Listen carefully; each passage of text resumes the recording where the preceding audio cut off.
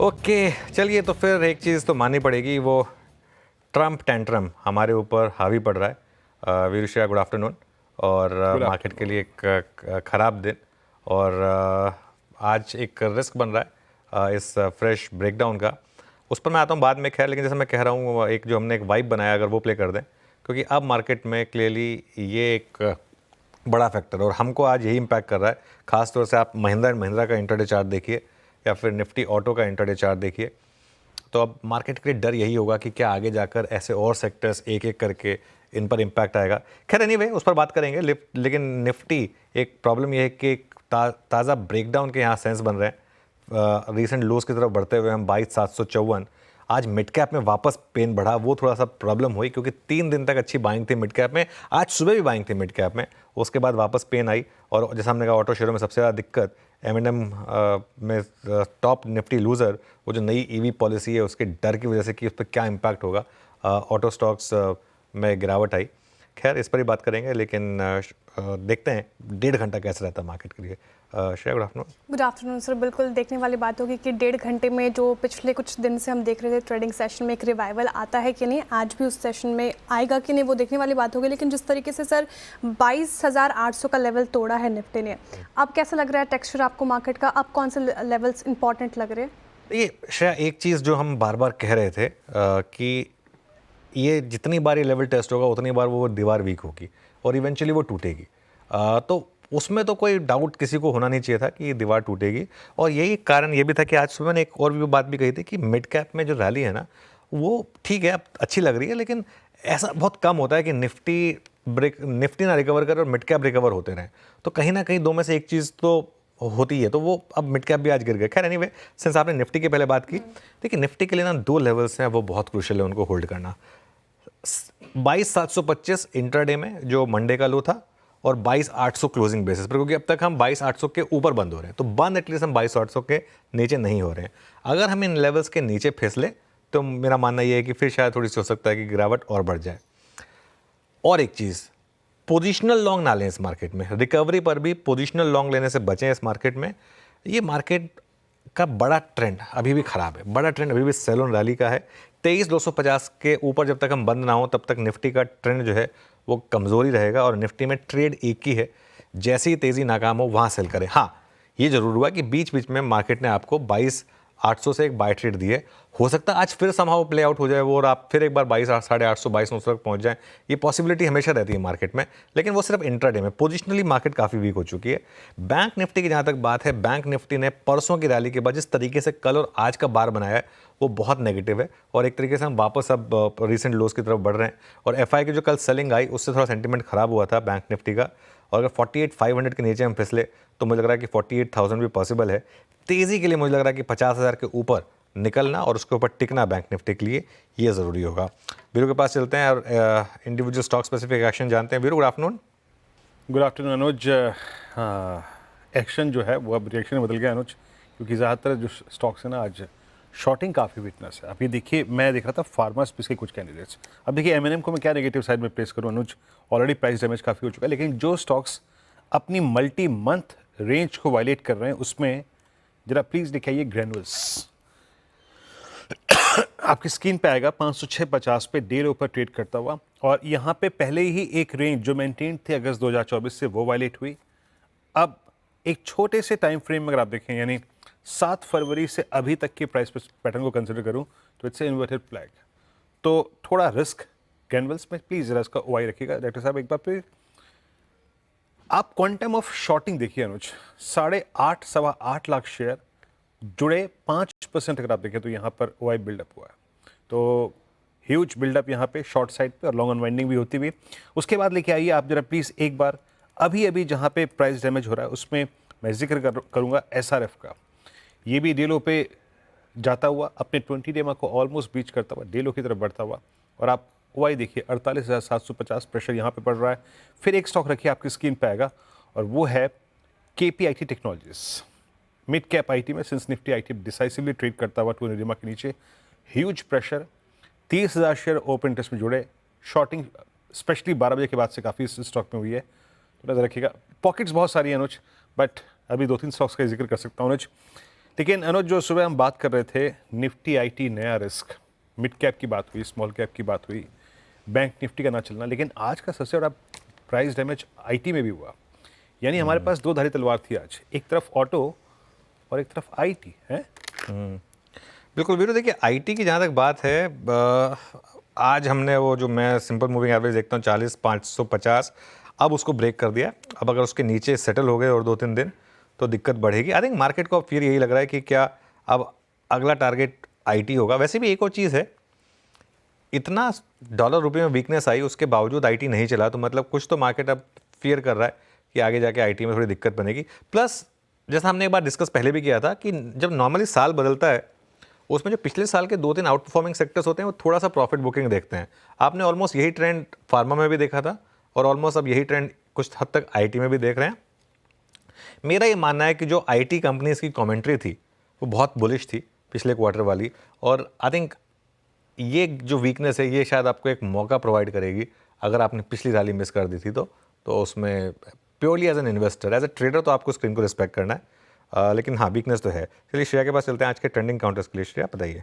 जी sir, trending counters ले, लेकिन उससे पहले वीरेंद्र जी ने मेंशन किया दो धारी तलवार, निफ्टी आईटी और निफ्टी ऑटो। आईटी की बात हो गई सर, ऑटो पे मेरा सवाल है। जिस तरीके से ऑटो सेक्टर पे आज डेंट दिखा है हमें, लगभग 3% की गिरावट देखने को मिल रही है।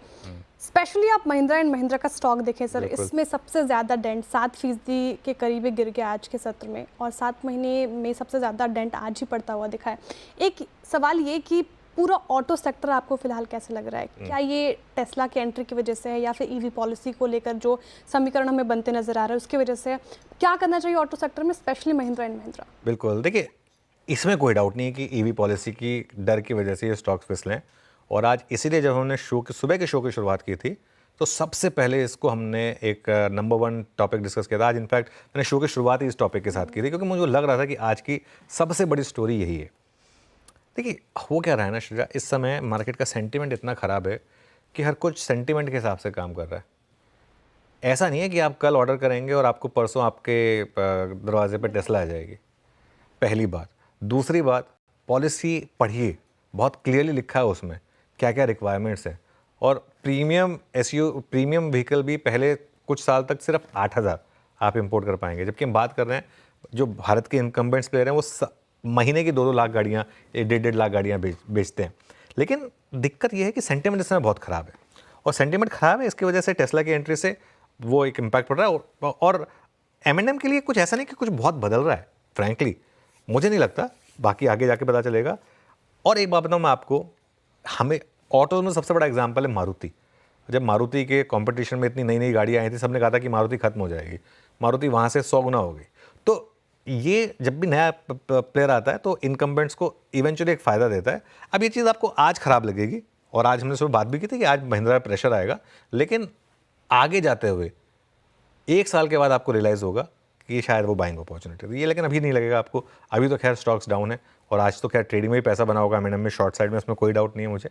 लेकिन ये सेंटीमेंट का खेल है सारा का सारा। मुझे नहीं लगता कि इस पॉलिसी में ऐसा कुछ है जिससे फंडामेंटली कुछ बहुत ज़्यादा चेंज होने वाला है M&M के लिए, मारुति के लिए। टाटा मोटर्स अलग तरीके का स्टॉक है, टाटा मोटर्स सिक्लिकल स्टॉक है, उसमें काफ़ी चीज़ें होती हैं, मूविंग पार्ट्स होते हैं। ये स्टॉक वैसे ही काफ़ी वीक रहा है, तो इसके लिए इस पर खैर ज़्यादा इतना बात नहीं कहूँगा, लेकिन आज ज़्यादा इम्पैक्ट जो है ना वो M&M पर आया।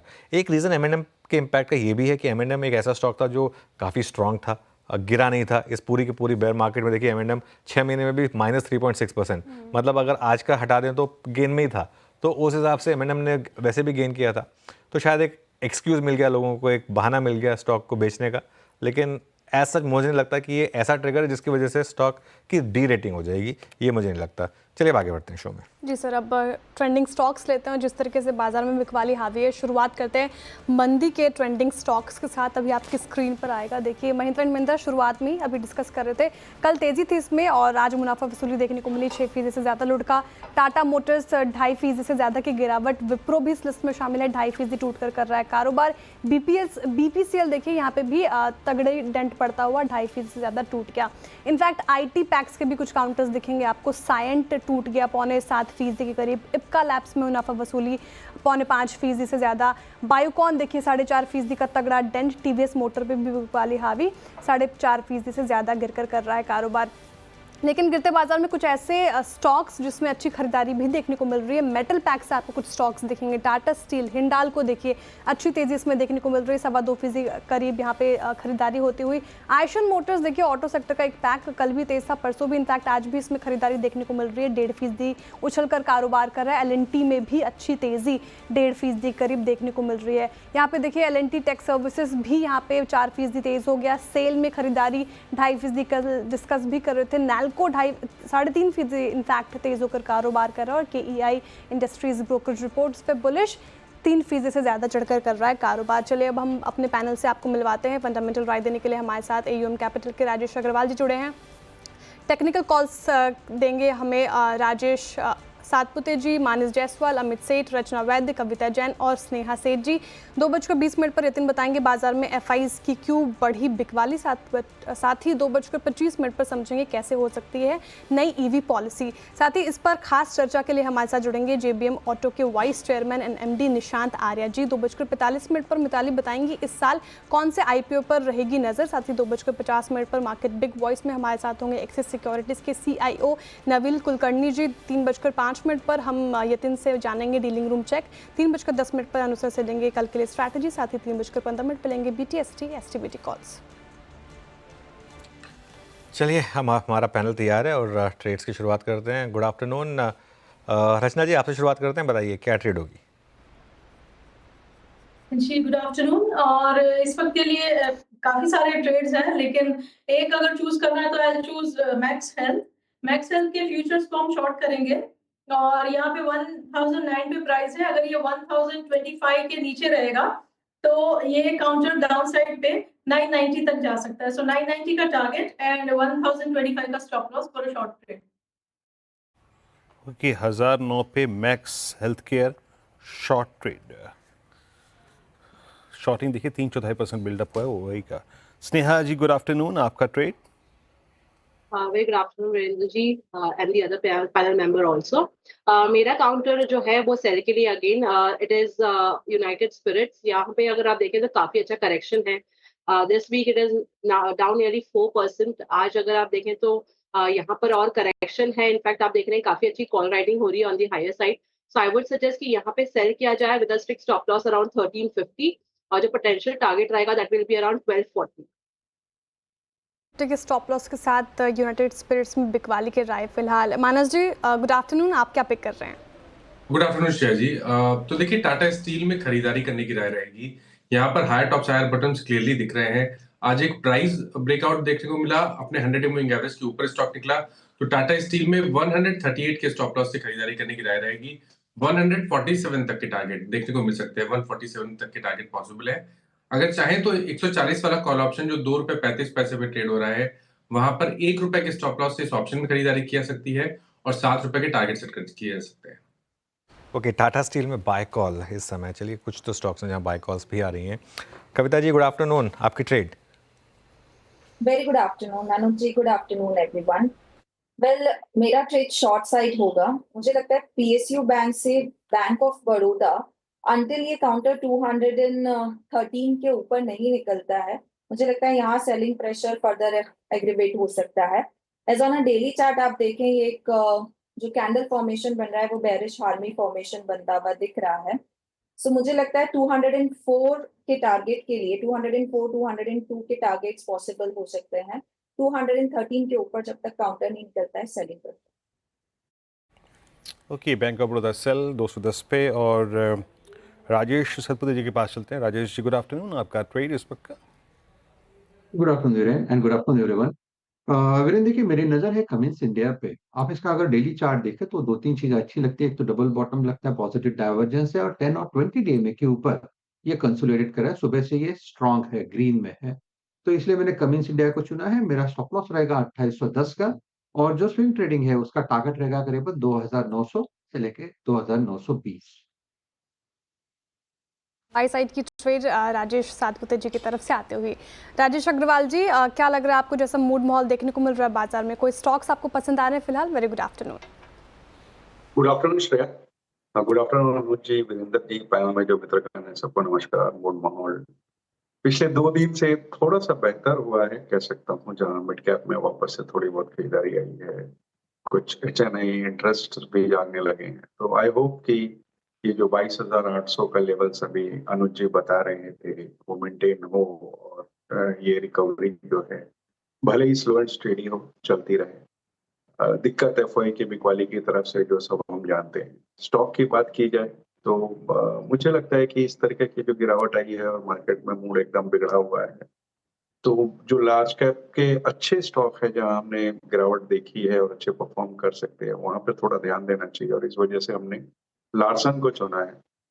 अगर आप देखो तो 5.1 लाख करोड़ की ऑर्डर बुक है इनकी, और जो कि करीब करीब 2.2 टाइम्स इनके एनुअल रेवेन्यू को ग्रोथ को दर्शा रही है। तो सीधी सीधी रेवेन्यू विजिबिलिटी आ रही है।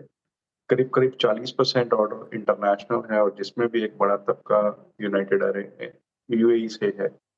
हाइड्रोजन वगैरह में अच्छी तरीके से पहुंच बना रहे हैं, और अगर हम इंडियन इकोनॉमी पे विश्वास करते हैं तो जाहिर सी बात है कि ये एक प्रॉक्सी प्ले हो सकता है उसका। और अगर आप देखो तो FY24 में पिछले साल इस स्टॉक ने 2024 में, सॉरी कैलेंडर ईयर 2024 में स्टॉक ने कुछ करके नहीं दिया, सिर्फ 2 या 3% का रिटर्न आया पूरे साल में।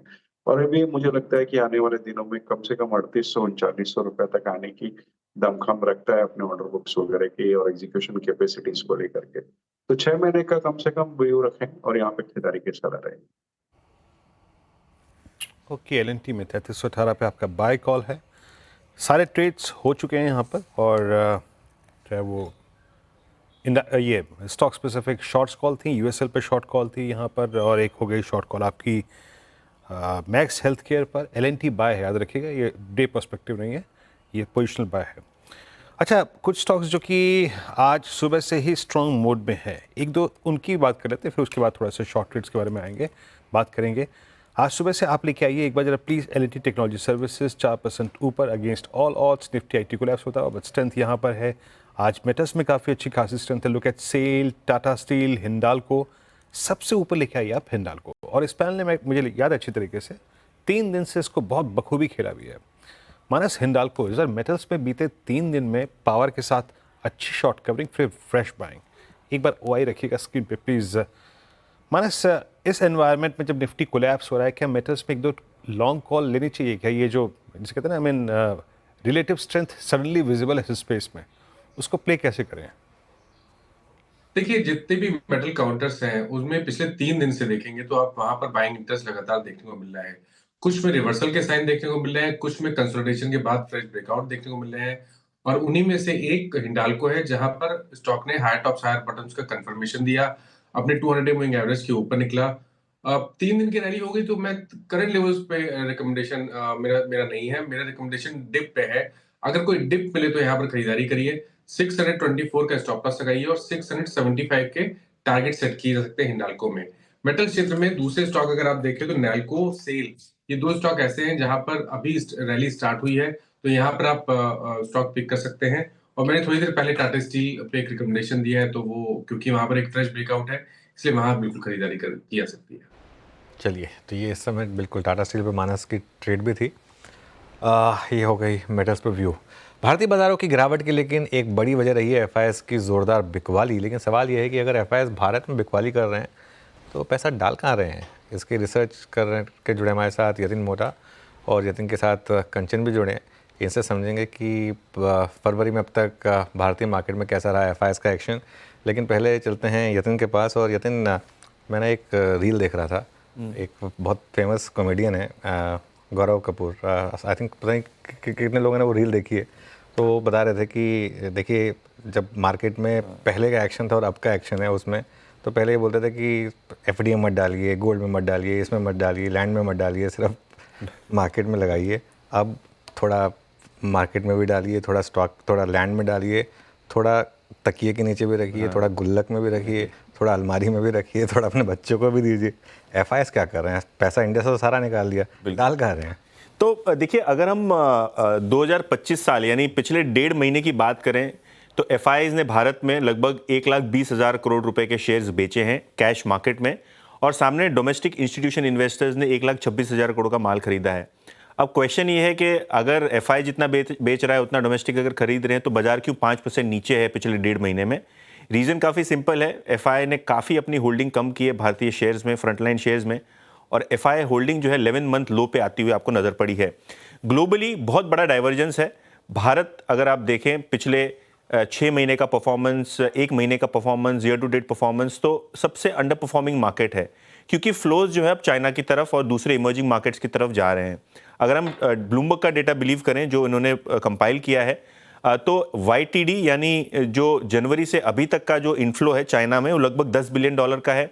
ब्राज़ील में नेट बेसिस पे लगभग $1.5 बिलियन का इन्फ्लो है, और फ्रांस और जर्मनी जैसी मार्केट्स में भी आपको इन्फ्लो दिखाई दे रहा है। इनफैक्ट फ्रांस में $32 बिलियन का ज़बरदस्त इन्फ्लो आपको दिखाई दे रहा है। यूएस मार्केट में सबसे बड़ा इन्फ्लो हुआ है बॉन्ड और इक्विटी मार्केट में। लेकिन ये जो इमर्जिंग मार्केट्स है इसके बारे में हम बात करते हैं तो MSCI का इंडेक्स है जो एक बेंचमार्क रहता है यूजुअली, जहां चाइना MSCI इंडेक्स 13% ऊपर है पिछले 1.5 महीने में। यूरोपियन मार्केट्स, ब्राज़ीलियन मार्केट्स, चाहे वो जर्मन मार्केट्स हो, आपको 10 से 15% का रिटर्न दे रहे हैं। और अगर आप कोरिया का मार्केट भी देख लो, क्योंकि जो इमर्जिंग मार्केट बास्केट है उसमें कोरिया का भी बड़ा वेट है, तो यहाँ आप देखेंगे कि ईयर टू डेट 11% का रिटर्न है। उसके सामने MSCI इंडिया 5% नीचे आपको जाता हुआ नजर पड़ेगा। और रीजन ये है कि आपके सामने जो ये लिस्ट है उसके अंदर जो PE रेशियो है ट्रेलिंग बेसिस पे वो भारत का है 24 टाइम्स, चाइना का देख लीजिए 12 टाइम, कोरिया का देख लीजिए 11 टाइम, अगर हम यूरोप का कंसोलिडेटेड लेवल पे देखें तो 16 टाइम PE रेशियो है। तो भारत का जो प्रीमियम है MSCI इंडेक्स में जरूर रहा है, लेकिन वैल्यूएशन के तर्ज पे आपको क्लियरली एक डाइवर्जेंस आता हुआ नजर पड़ रहा है। इनफैक्ट अगर आप MSCI को छोड़ दें और नॉर्मली भी अगर आप दूसरे इमर्जिंग मार्केट्स के सामने आपका प्रदर्शन देखें, चाहे हांगकांग हो तो हैंगसेंग 17% ऊपर है year to date, Dow Jones 4% ऊपर है, कॉस्पी जैसे कि मैंने पहले कहा 11% ऊपर है। और उसके सामने दो ही मार्केट्स हैं आपको जो लाल निशान में दिखेंगे मेजर मार्केट्स, एक है सेंसेक्स जिसका रिटर्न 4% माइनस है, और निक्केई मार्केट जो 3% नीचे है। फ्रांस में $32 बिलियन, $32 बिलियन का ही। मतलब अभी तो 2 महीने पूरे भी नहीं हुए, ये जनवरी और फरवरी, बिल्कुल $32 बिलियन फ्रांस में, मतलब 3 लाख करोड़ के करीब हो गया ये मामला यहाँ पर। अच्छा, ये इंटरेस्टिंग चीज़ ये है, चाइना में खैर समझ में आता है, चाइना में बहुत लोगों का मानना था कि चाइना एक स्क्रीमिंग बाय था, क्योंकि चाइना में वैल्यूएशन का भी कंफर्ट था, और बहुत लोगों को भले ये लग रहा था कि डोनाल्ड ट्रंप के आने के बाद चाइना के लिए वो नेगेटिव होगा, लेकिन कई बार ये चीज़ें प्राइस में पहले ही होती हैं, और उल्टा हो सकता है कि विन विन हो चाइना और US दोनों के लिए। ये भी एक काउंटर थ्योरी थी। चाइना ने इनफैक्ट काफ़ी आउट परफॉर्म किया है जब से डोनाल्ड ट्रंप प्रेसिडेंट बने हैं, US से चाइना ने आउट परफॉर्म किया है। अच्छा, दूसरी चीज़ जो यतिन ने कही, यतिन और मैं सहमत हूँ इस चीज़ से, वैल्यूएशन। अब पता क्या है, भारतीय मार्केट हमेशा महंगी रही है, ये ऐसा नहीं है कि महंगी इस बार नहीं है, लेकिन इशू ये है कि क्या ये महंगी मार्केट के लायक हमारी अर्निंग्स रही हैं। प्रॉब्लम ये है सारी की सारी। देखिए, अगर हमारी अर्निंग्स ग्रोथ रही होती वही 15-16% की, 20% की, तो FIs को फिर 24 टाइम्स पे करने में कोई दिक्कत नहीं थी।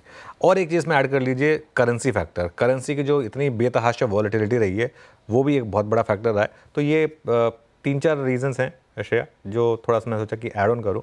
बट यतिन, थैंक यू, बहुत अच्छा डेटा प्रेजेंट किया आपने।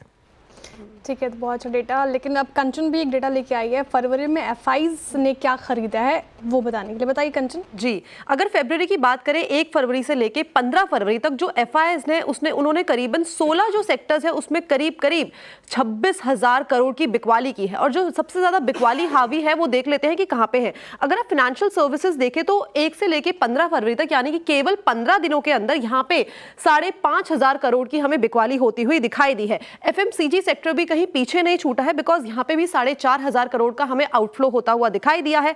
कंज्यूमर गुड्स में करीब 3,200 करोड़ की बिकवाली हुई है। ऑयल एंड गैस में करीबन 2,500 करोड़, और साथ ही साथ कंज्यूमर सर्विसेज भी 2,200 करोड़ की बिकवाली पे इस टाइम पे बैठे हुए हैं। लेकिन अब देखते हैं कि जो FIs है उनका किस सेक्टर की तरफ इंटरेस्ट इस टाइम पे बढ़ता जा रहा है। इस टाइम पे देखिए, जो टेलीकम्युनिकेशन सेक्टर है वहां पे करीब जो FIs है उन्होंने 2,337 करोड़ की यहां पे खरीदारी की है। उसी तरीके से हेल्थ केयर सेक्टर, काफी सारी ब्रोकरेज भी इस पे काफी ज्यादा बुलिश है, और इस टाइम पे FIs की जो बिकवाली है वो भी हमें सीधे तौर पे दिखाई दे रही है। करीबन 1,500 करोड़ की यहाँ पे खरीदारी हुई है। IT में करीबन 700 करोड़, और केमिकल्स में साथ 337 करोड़, और जो सर्विसेज है वहां पे भी करीबन 300 करोड़ की खरीदारी होती हुई दिखाई दी है। चलिए, तो ये कुछ सेक्टर्स है जहाँ पर फोकस रहा है। और वीरू, आईटी में बाइंग हुई है वैसे, उसके बावजूद वीक है सेक्टर, तो काफ़ी इंटरेस्टिंग है पूरा का पूरा डेटा, लेकिन क्लियरली सेलिंग प्रेशर मार्केट में रहा है। यतिन कंचन, बहुत बहुत शुक्रिया आज हमारे साथ जुड़ने के लिए। निफ्टी फिर कोशिश कर रहा है एक बार 22,800 को रिक्लेम करने के लिए, 22,780 पर इस समय। बैंक निफ्टी भी करीब करीब 400 पॉइंट नीचे। वीरू, बिल्कुल, मुझे तो अनुज सुन के थोड़ा अच्छा लगा कि कम से कम कुछ तो खरीदा है उन्होंने। मुझे लगा हर जगह कहीं बिकवाली ना हो। हालांकि आईटी में थोड़े डाइवर्जेंस रहे हैं अनुज, है ना। कुछ काउंटर्स बहुत ठीक रहे, कुछ काउंटर्स बहुत ही ख़राब हैं। अब आप लेके आइए KPIT, बिरला सॉफ्ट, कितने बड़े बड़े कोलैप्स हैं यहाँ पर। खैर, इस इशू से बाहर निकलते हैं। अब एक दो स्टॉक्स को पकड़ते हैं अनुज, उस पर डिस्कशन करते हैं जहाँ सबसे सीवियर प्राइस डैमेजेस अब होना शुरू हुए हैं। एक बार लेके आइए सिमेंस आपकी स्क्रीन पे। सिमेंस अनुज, आज सुबह मैं वो देख रहा था जब रिट्रेसमेंट फ्रॉम हायर लेवल्स, 8200 रुपये का स्टॉक आज 4800, यानी 3,000 साढ़े 3,000 रुपये के प्राइस डैमेज है। ये इन्वेस्टर के लिए क्या कह रहे हैं अनुज? है एक बार के लिए तो मेरे पास भी पैसा होता तो मैं सोचता कि यार ये वर्थ है प्राइस, है ना अनुज। आज सुबह जब हम उनसे बात कर रहे थे, क्या कहते हैं, क्या दिन शॉ जी से, मैंने कहा था यार कि ये टाइम है appropriate small cap mid cap को। पर एक सही थॉट क्या है यहाँ पे, इनको कैसे अप्रोच करना चाहिए इतने बड़े प्राइस डैमेज को? पता है वीरू, असल में पता है एक इशू क्या है, हम ना काफ़ी स्टॉक्स में ना एक गलती जो करेंगे ना, वो ये कि सिर्फ रीसेंट हाई से कितना गिरे उसमें, ठीक है। अब जैसे फॉर एग्जांपल मैं सीमेंस की बात की आपने, सिर्फ अगर 1 साल का चार्ट देखेंगे, सिर्फ 1 साल का, मतलब आज से 1 साल पहले अगर आपने खरीदा होता तो क्या होता, आप अभी भी 11% के प्रॉफिट पे बैठे होते, 10 से 11% के प्रॉफिट पे बैठे होते, ठीक है। अगर आपने 5 साल पहले लिया होता सीमेंस, तो आप 250% रिटर्न पे बैठे होते। 5 साल में 2.5 गुना स्टॉक हुआ है। तो क्या होता है ना, हम ना कई बार इतना ज़्यादा हाई से लो में हो जाते हैं कि ये नहीं देख पाते हैं कि उससे पहले कितनी रैली हुई थी, और क्या जिस लेवल की रैली हुई थी क्या उस लेवल की अर्निंग्स ग्रोथ भी हुई थी। अगर उस लेवल की अर्निंग्स ग्रोथ नहीं हुई थी और अब अर्निंग्स में प्रेशर आ रहा है, तो ये इस तरीके के प्रेशर आएंगे। और यही एक कारण है कि जस्ट बिकॉज कुछ स्टॉक्स 25, 30 या 40% भी गिरे हैं अपने पीक से, इसका मतलब ये नहीं है कि वो बॉटम आउट हो गए हैं। हो सकता है कि इनमें से काफ़ी स्टॉक, मैं ये सीमेंस का नाम लेके नहीं कह रहा हूँ मैं, ये तो हो सकता है कि रैली भी दिखा दे, लेकिन कई ऐसे स्टॉक्स हैं जो 30-40% गिरने के बाद भी बहुत महंगे हैं और शायद और गिर जाएं। ये पॉसिबिलिटी है मार्केट में। चलिए खैर आगे बढ़ते हैं और कुछ और स्टॉक्स की बात करते हैं। टेस्ला की भारत में एंट्री से पहले सरकार ने नई ईवी पॉलिसी को नोटिफाई कर सकती है। सूत्रों के मुताबिक इस पॉलिसी में इंपोर्टेड ईवी की इंपोर्ट ड्यूटी 110% से घटाकर 15% की जा सकती है। पूरी जानकारी के लिए रोहन के पास चलेंगे और यतिन से भी इस पर एक रिसर्च लेंगे। पहले रोहन के पास चलते हैं और जानते हैं कि क्या एग्जैक्टली पॉलिसी में आने वाला है। रोहन बताइए।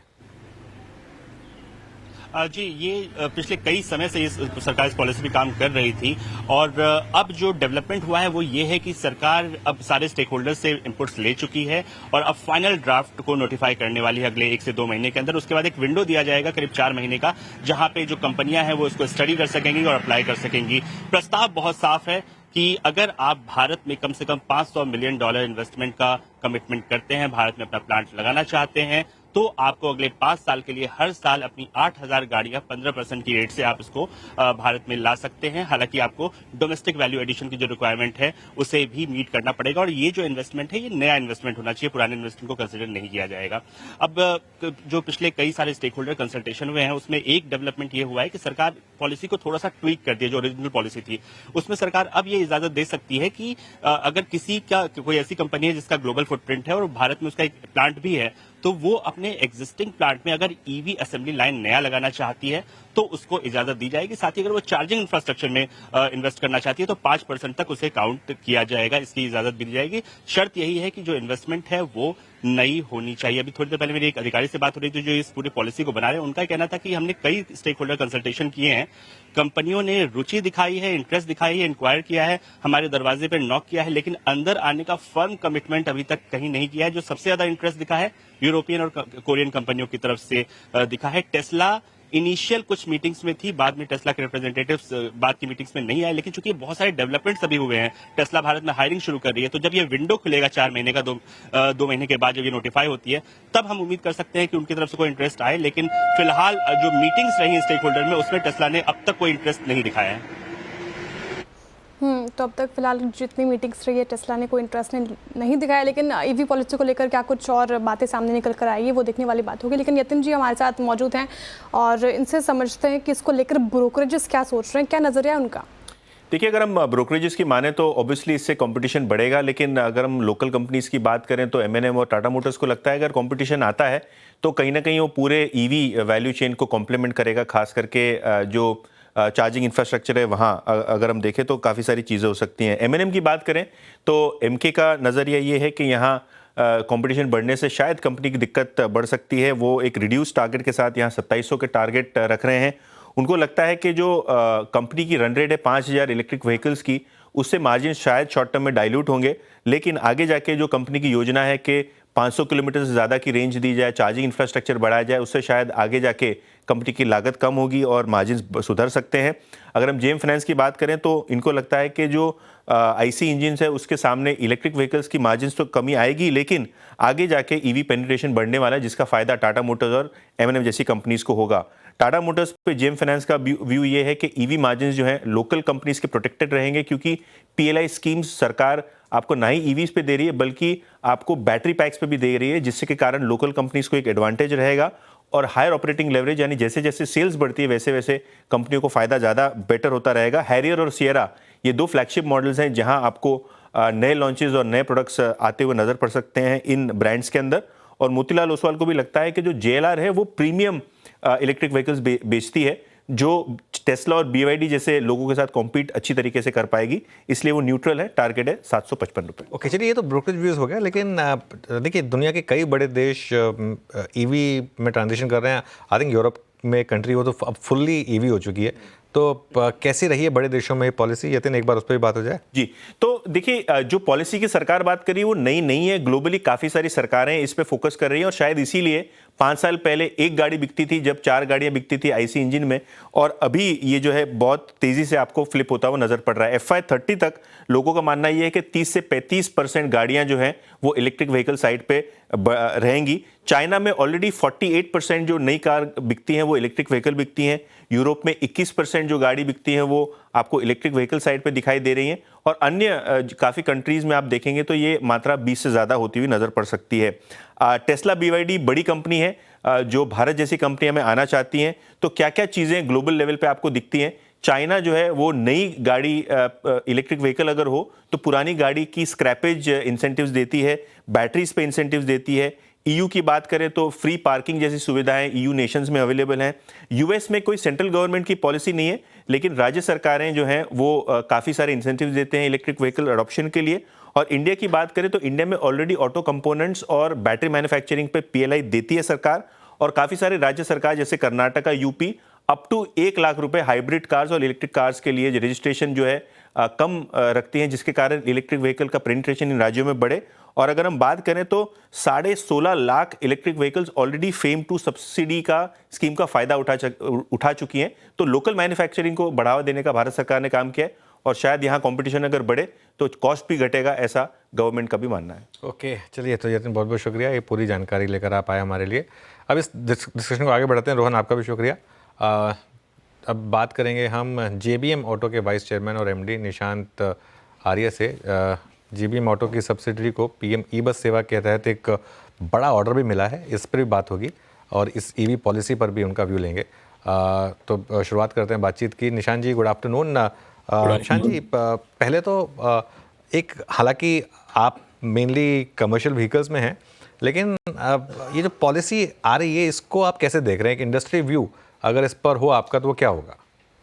नहीं, PM ई-ड्राइव एक काफी अच्छा फ्रेमवर्क बनाया है गवर्नमेंट ने, बिकॉज इसके अंदर इलेक्ट्रिक बसेस को करीबन 40% एलोकेशन मिला है। साथ ही नए एरियाज जैसे एम्बुलेंसेस को भी फोकस में लाया गया है, ट्रक्स को भी लाया गया है, जहां पे एसेट यूटिलाइजेशन काफी हाई है।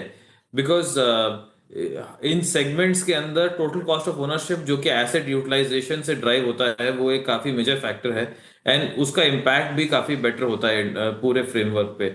साथ ही अलग अलग सेगमेंट्स में जो पॉलिसी के बेस पे सब्सिडीज मिलेंगी, आई थिंक वो इंडस्ट्री को काफी फ्यूल करेंगी, and it is a very progressive step forward. And charging stations को भी इंक्लूड किया गया है, जो कि काफी इंपॉर्टेंट है। तो आपके हिसाब से जो ट्रांजिशन है अब ईवीज में, क्या यहाँ से अब और रफ्तार पकड़ेगा?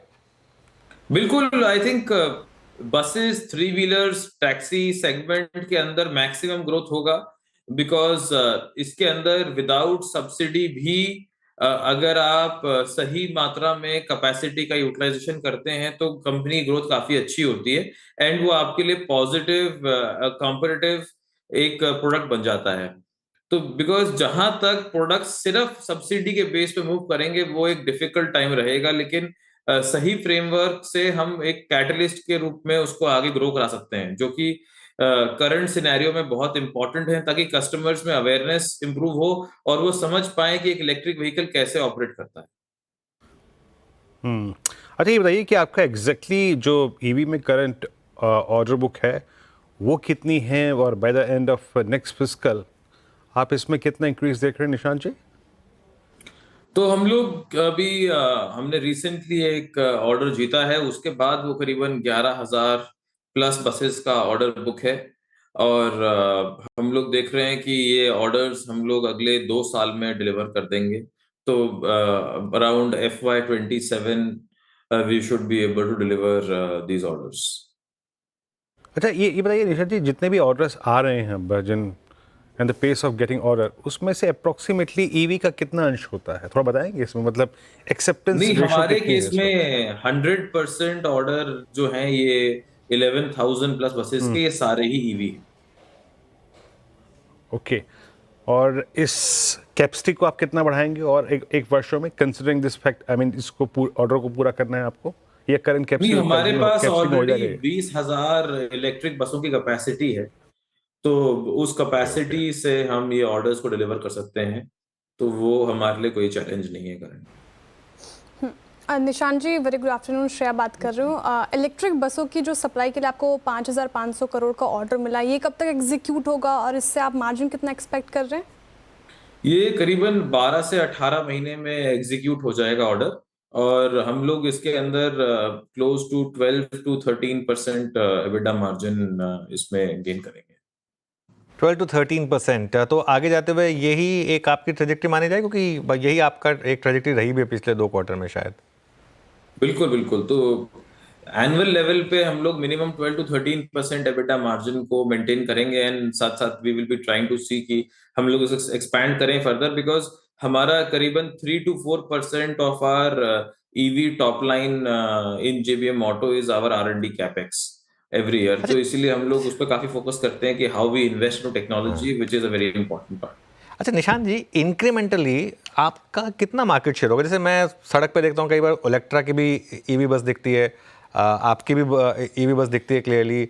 आई थिंक कुछ इंकम्बेंट्स जो ओल्डर प्लेयर्स हैं उनकी भी ईवीज, जैसे अशोक लेलैंड या फिर वो आयशर वोल्वो की, आई थिंक वो भी शायद स्पेस में उतरे हैं। तो क्या कितना मार्केट शेयर रहता है आपका इंक्रीमेंटल ऑर्डर्स में?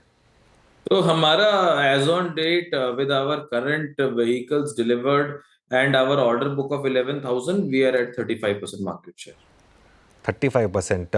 तो इसमें तो सेंध लगने का रिस्क होगा, क्योंकि 35% मार्केट शेयर अगर 12-12.5% के मार्जिन पर अगर है, तो बाकी प्लेयर्स भी और एस्टेब्लिश प्लेयर भी शायद इसमें अपनी जो कैपेसिटी है वो बढ़ाएंगे आगे जाकर। तो बाकी प्लेयर्स के बारे में तो मैं कुछ नहीं कह सकता हूं, पर I think at JBM auto level we are well poised, and हमारा टारगेट ये है कि हम लोग मिनिमम अपना मार्केट शेयर प्रोटेक्ट करेंगे over the next few years, because हमारे मल्टीपल प्लेटफॉर्म्स हैं, हमारे पास अल्ट्रा लग्जरी कोच है, हमारी इंटरसिटी बस है, हमारी स्कूल बस है, हमारे पास स्टाफ बस है, एयरपोर्ट बसेज हैं, सिटी बसेज हैं, मिनी बसेज हैं, मिडी बसेज हैं, सारी कैटेगरीज की व्हीकल्स हैं, जिसके बेस पे हम लोग best in class total cost of ownership solutions अपने एंड कस्टमर्स को दे रहे हैं। बिल्कुल, चलिए बहुत बहुत शुक्रिया आज हमारे साथ जुड़ने के लिए निशांत जी। अब चलते हैं, एक बार इस पर एक व्यू लेते हैं। राजेश अग्रवाल जी, JBM ऑटो आपने ट्रैक किया है क्या? पहले इस पर व्यू हो जाए और उसके बाद इस पूरी स्पेस में जिस तरीके से आज मूव्स आए हैं ऑटो स्पेस में, खासतौर से महिंद्रा में, इसको आप कैसे देख रहे हैं? देखिए, JBM ऑटो की जहां तक बात की जाए ना, तो वैल्यूएशन अगर देखेंगे तो बहुत स्ट्रेच में जाएंगे, बट चूंकि उनके ऑर्डर बुक बहुत शानदार है, इसलिए किसी को लंबी अवधि का टाइम होराइजन हो तो वहाँ थोड़ी बहुत पोजीशन ली जा सकती है। चाहे फिर वो जेबीएम ऑटो हो या इलेक्ट्रा हो, दोनों में अगर आप देखेंगे तो वैल्यूएशन बहुत स्ट्रिक्ट है, ऑर्डर बुक शानदार। अब महिंद्रा एंड महिंद्रा की बात की जाए तो सुबह से जो खबरें निकल कर आई कि 110% की ड्यूटी के सामने 15% कर दी जाएगी, और जिस कारण से हमने पूरे ऑटो स्पेस में प्रेशर देखा, खास करके महिंद्रा एंड महिंद्रा में, हुंडई में, कई ऐसी कंपनियां में जो लोग ईवी पे अपनी अच्छी बढ़त बनाने की कोशिश कर रही थी, वहां प्रेशर देखा। लेकिन मेरा ये मानना है कि बहुत जल्दबाजी में ऐसा होगा नहीं कि अचानक कल सुबह टेस्ला की गाड़ियां इंडिया में मिलने लग जाएंगी तो इनको कंपटीशन बढ़ जाएगा। कंपटीशन लॉन्ग टर्म में बढ़ जाएगा, लेकिन दिक्कत ये आएगी कि टेस्ला की गाड़ी मेरे हिसाब से इतनी महंगी होगी कि जब आप कंपेयर करोगे तो कंपटीशन थोड़ा सा हाई एंड में भले हो जाए, मीडियम रेंज में होता हुआ नजर नहीं आएगा। दूसरा, इनके डिस्ट्रीब्यूशन नेटवर्क और लॉजिस्टिक्स वगैरह ऑलरेडी बने हुए हैं, उनको डेंट करना इस वक्त संभव नहीं होगा। ग्लोबल स्केल पे भारत का थोड़ा सा वर्चस्व बढ़ता हुआ नजर आएगा, लेकिन अब आप इसको ऐसे देखो कि दिक्कत कहाँ आ रही है। दिक्कत ये आ रही है कि ये सरकार का ये कदम उठाया गया, उसके बाद लोगों को ये लगने लगा है कि अब फॉरेन कैपिटल को अट्रैक्ट करने की जो काबिलियत है वो सरकार की तरफ से चलाई जाएगी। आगे भी ऐसा हो सकता है, इस वजह से ये थोड़ी सी प्रेशर आया। बट मैं समझता हूँ कि अगर मौजूदा स्तर से और 4-5% की गिरावट आती है तो महिंद्रा एक अच्छा बाय हो सकता है। ओके, चलिए, इस बीच हमारे साथ कलकत्ता की दूसरी पार्टी भी मौजूद है। एक तो राजेश जी हो गया, एक अमित सेठ जी हो गया। Amit ji, good afternoon. Trade क्या है आपका इस वक्त? जी गुड आफ्टरनून वीरेन जी। वीरेन जी, मेरा इस समय का ट्रेड रहेगा नेशनल एल्यूमिनियम। स्टॉक अपने 200 डेमा को रिगेन करके एक फॉलिंग चैनल से बाहर आ रहा है और आज के सत्र में 50 डेमा भी क्रॉस किया है। इनफैक्ट 190 200 एक इसका स्ट्रॉन्ग सपोर्ट है वीकली जोन पे, तो इसे बाय करें। टारगेट्स हमारे लगभग रहेंगे 206 के और स्टॉप लॉस यहाँ पे रखेंगे 196। ओके, नाल को 199.50 पे आपका एक बाय कॉल है और मतलब मेटल्स में वाकई काफ़ी स्ट्रॉन्ग बाइंग है। अच्छा, एक बार ज़रा प्लीज़ आप लेके आइए। इस बीच HDFC बैंक है जनाब, इसका भी जो बिहेवियर है ना वो गजबी है। ऊपर ये साथ नहीं देता और नीचे ये साथ देता नहीं है। अब आज जब पूरा बाजार निफ्टी कोलैप्स हो रहा था तो अब इसने 200 डेमा से सपोर्ट लेकर फिर पुल बैक दे दिया और वही प्राइस बिहेवियर जो पूरी फरवरी में मेंटेन रहा वही होता है। रचना जी, आप HDFC बैंक को कैसे ट्रेड कर रही हैं इस रेंज में? आप लोग भी क्या इस रेंज को ट्रेड कर रहे हैं? आई मीन 70-14, 70-30, लिक्विडेट अगेन 60-90 पे से बेटर रिस्क रिवॉर्ड रेशो को लेते हुए ग्रिप करते हैं। आपका व्यू क्या है इस पर? मैं आपके व्यू को अग्री करती हूँ। मैं भी वही देख रही थी, 200 पीरियड के आसपास इसने आज प्राइस एक्शन दिखाया है, तो आगे जाके वो जो भी करे। लेकिन एक चीज तो है कि आज जहाँ से सपोर्ट लिया है करीब करीब 1680 के लेवल से, वो लेवल को अगर ये होल्ड कर जाता है तो जब तक होल्ड करेगा तब तक मोर देन 1 डे की रैली भी यहाँ पे ये दे सकता है। तो आज की तो प्राइस मूवमेंट है ही, लेकिन it can even be converted to multiple days depending on the overall market. 1680 के एसएल के साथ अगर इसमें एक लॉन्ग अटेम्प्ट करा जाए तो वो 1710-20 तक जा सकता है फॉर द नियर टर्म, और ये चीज पॉसिबल है। 1680 के सपोर्ट के साथ यहाँ पे ऑन द अपसाइड एक मूवमेंट आ सकती है 15 to 20 रुपीज की for the extreme short term players. Short term के लिहाज से फिलहाल HDFC बैंक बाय है। एक और इंडेक्स FMCG की भी चर्चा कर लेते हैं। देखिए, लगातार 15वां सेशन है जब FMCG इंडेक्स पर डेंट पड़ा है और काफ़ी ज़्यादा स्टॉक्स डे लो के आसपास इस पर्टिकुलर सेक्टर से ट्रेड करते हुए दिखेंगे आपको। लेकिन नेस्ले इंडिया देखिए डे हाई के आसपास कारोबार करता हुआ। राजेश सातपुते जी, नेस्ले इंडिया ये काउंटर आपको कैसा लग रहा है? जिनके पास है वो क्या करें? देखिए, फर्स्ट ऑफ ऑल अगर जिनके पास है उनका एक स्टॉप लॉस मैं सजेस्ट करूंगा, क्योंकि काउंटर में दो चांसेस है। एक तो नया यहाँ पे हाई बना सकता है, तो इसके लिए इसको एक ब्रेकआउट की जरूरत है और ये ब्रेकआउट बनेगा करीबन 2250 पे, जो कि इसका 50 DMA है। तो जो higher top higher bottom formation का जो आप कह सकते हैं कि इनिशिएट 2250 के ऊपर होगा। फिलहाल तो मुझे लगता है एक तो रेंज में है, सपोर्ट जो है इसका करीबन 2200 के आसपास बन रहा है, तो 2100 का स्टॉप लॉस रखे और बने रहे। अगर ये 2250 के ऊपर चला जाता है फिर से अपनी स्ट्रेंथ को दिखाएगा। For this level, at this level मुझे लगता है थोड़ा सा वो न्यूट्रल रखे, क्योंकि काउंटर में इधर साइड कुछ मूव होना जरूरी है। तो मूव आएगा तो फिर हम यहाँ पे कॉल इनिशिएट करेंगे। ओके, चलिए अब आपको बताते हैं 4 का चौका का सीक्वेंस। सबसे पहले चलेंगे मानस के पास सस्ता ऑप्शन के लिए, इसके बाद रचना वैद्य जी के पास FNO सुपरस्टार के लिए, कविता जी के पास चार्ट का चमत्कार के लिए और राजेश अग्रवाल जी के पास मिड कैप फंडा के लिए। तो मानस जी बताइए, आप सस्ता ऑप्शन क्या रहेगा? देखिए, सस्ता ऑप्शन के लिए एसबीआई लाइफ के ऑप्शन में खरीदारी करने की राय रहेगी।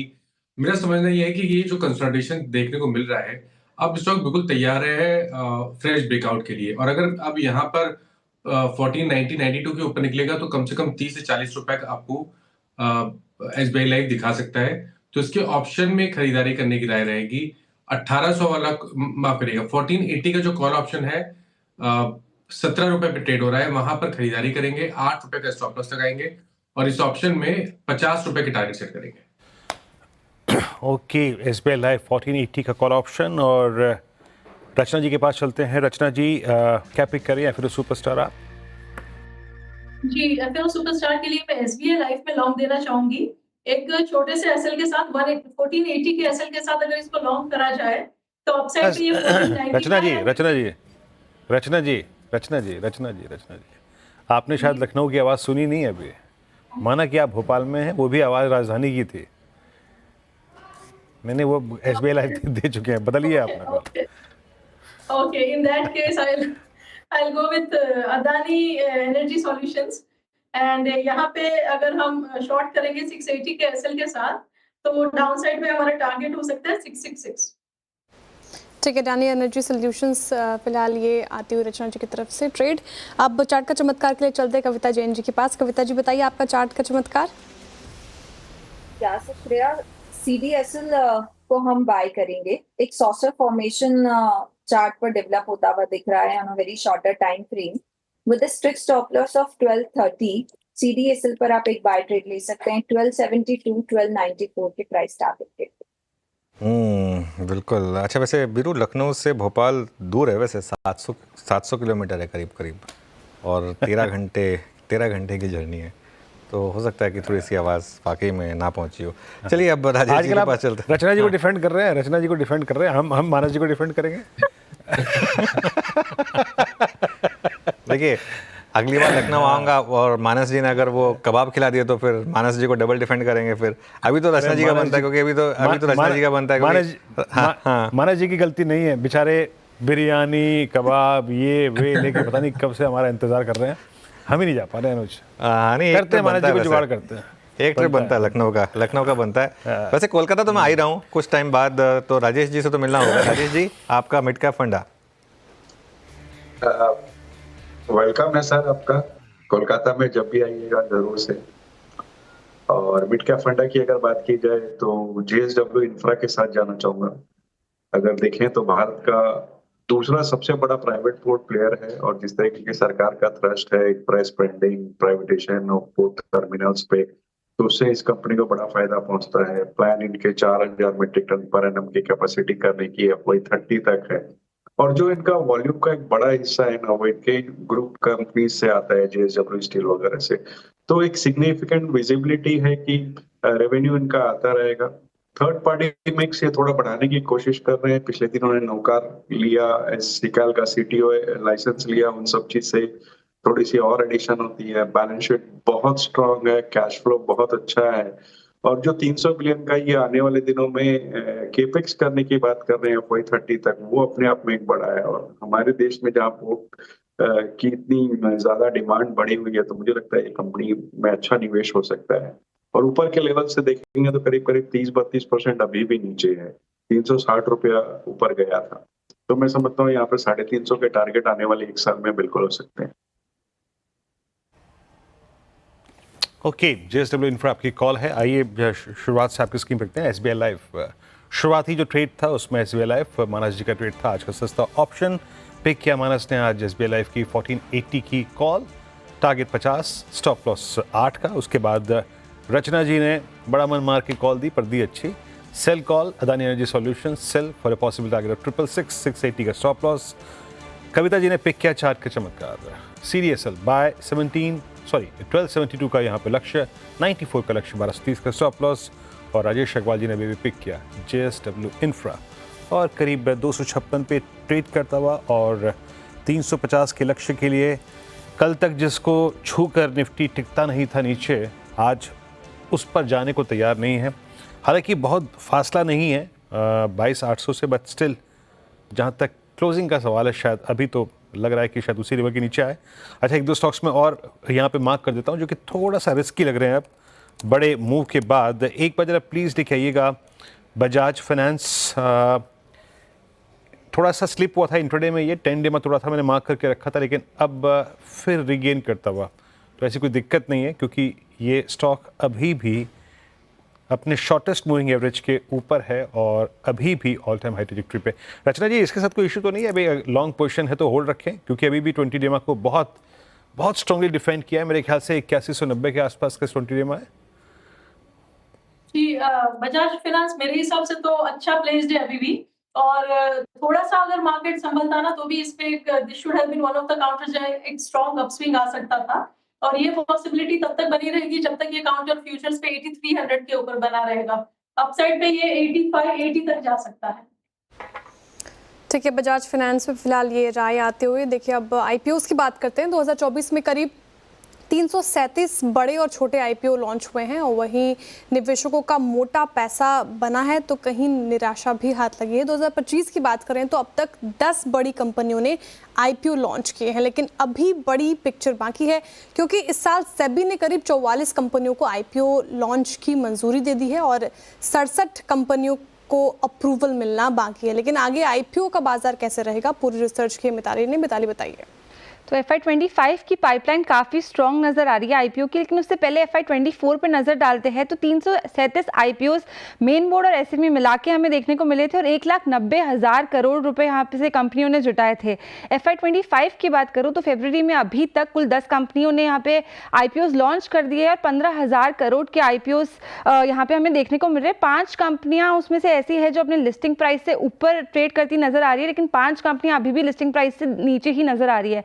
2024 में काफ़ी लिस्टिंग गेन निवेशकों ने देखे थे, लेकिन अभी क्योंकि मार्केट सेंटिमेंट बिगड़ा हुआ है तो उसी मूड के हिसाब से आईपीओस भी ट्रेड करते नजर आ रहे हैं। FY25 की आईपीओ पाइपलाइन की अगर मैं बात करूं तो 44 कंपनीज की आईपीओ को सेबी ने अप्रूवल दे दिया है और यहां से करीब 66,000 करोड़ की फंडिंग हमें देखने को मिल सकती है। इसके अलावा 67 कंपनीज और है जिन्होंने DRHP फाइल कर दिया है, सेबी के अप्रूवल की यहाँ पे इंतजार है और यहाँ से 1.7 लाख करोड़ रुपीज और आने की यहाँ पे हमें संभावना देखने को मिल रही है। और एक्सपर्ट्स के मुताबिक 2025 में कुल 2 लाख करोड़ के आईपीओस भी मार्केट में उतरते नजर आ सकते हैं। टॉप आईपीओस पे एक बार नजर डालें तो सबसे बड़ा आईपीओ आपको लेंसकार्ट का देखने को मिल सकता है। ये सारी एक्सपेक्टेड इशू साइजेस है इन कंपनीज की। 86,780 करोड़ का लेंसकार्ट का आईपीओ, साथ ही एनएससी बीएससी को टक्कर देने के लिए आपको नजर आ सकता है रिलायंस जियो का भी, एलजी का ब्लॉकबस्टर आईपीओ और एचडीएफसी बैंक की जो सब्सिडरी है एचडीबी फाइनेंशियल सर्विसेज उसका भी आईपीओ आपको देखने को मिल सकता है। एक इंटरेस्टिंग आईपीओ क्रेडिटा फाइनेंशियल का, ये जो कंपनी है ये एजुकेशन लोन प्रोवाइड करती है, उसका भी आईपीओ आपको 2025 में देखने को मिल सकता है। एथर एनर्जीज, स्विगी और जोमैटो को टक्कर देने के लिए जेप्टो का आईपीओ नजर आ सकता है। साथ ही बोट और एनएसडीएल जैसी कंपनीज का भी आईपीओ 2025 में लाइंड अप है। ओके मिताली, बहुत बहुत शुक्रिया। तो काफ़ी आईपीओस लाइंड अप है यहाँ पर। अच्छा, बात हो रही थी यहाँ पर जेप्टो के आईपीओ की। राजेश जी, जोमैटो या स्विगी एक और कॉम्पिटिटर लिस्टिंग की तैयारी कर रहा है। अभी स्पेस ऑब्वियसली काफ़ी बड़ी हो गई है, क्या व्यू रहेगा यहाँ पर? हमारा बहुत दिनों से नेगेटिव व्यू है जोमेटो और स्विगी में। जेप्टो का देखा जाएगा कि क्या वैल्यूएशंस पे आते हैं। आज की डेट में अगर आप देखो तो इस तिमाही के नतीजे जोमेटो के उतने अच्छे नहीं आए, कारण कि उन्होंने जो अपने डार्क स्टोर्स बढ़ाने की FY26 तक 2000 स्टोर करने की बात करी थी वो FY25 में करने की बात कर रहे हैं। तो इस तिमाही में भी प्रेशर था और अगली तिमाही में भी लगता है प्रेशर ही रहेगा।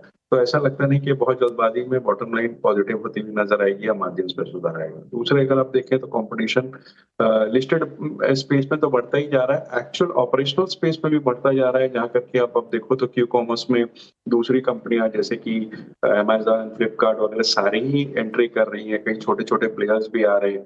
तो कंपटीशन बढ़ता जा रहा है, मार्जिन्स में दिक्कत है और आने वाले दिनों में ऐसा कुछ लगता नहीं है कि बहुत जल्दबाजी में कोई सुधार होगा। वैल्यूएशन स्ट्रेच्ड है, तो इस वक्त दोनों में ही अवॉइड की सलाह है।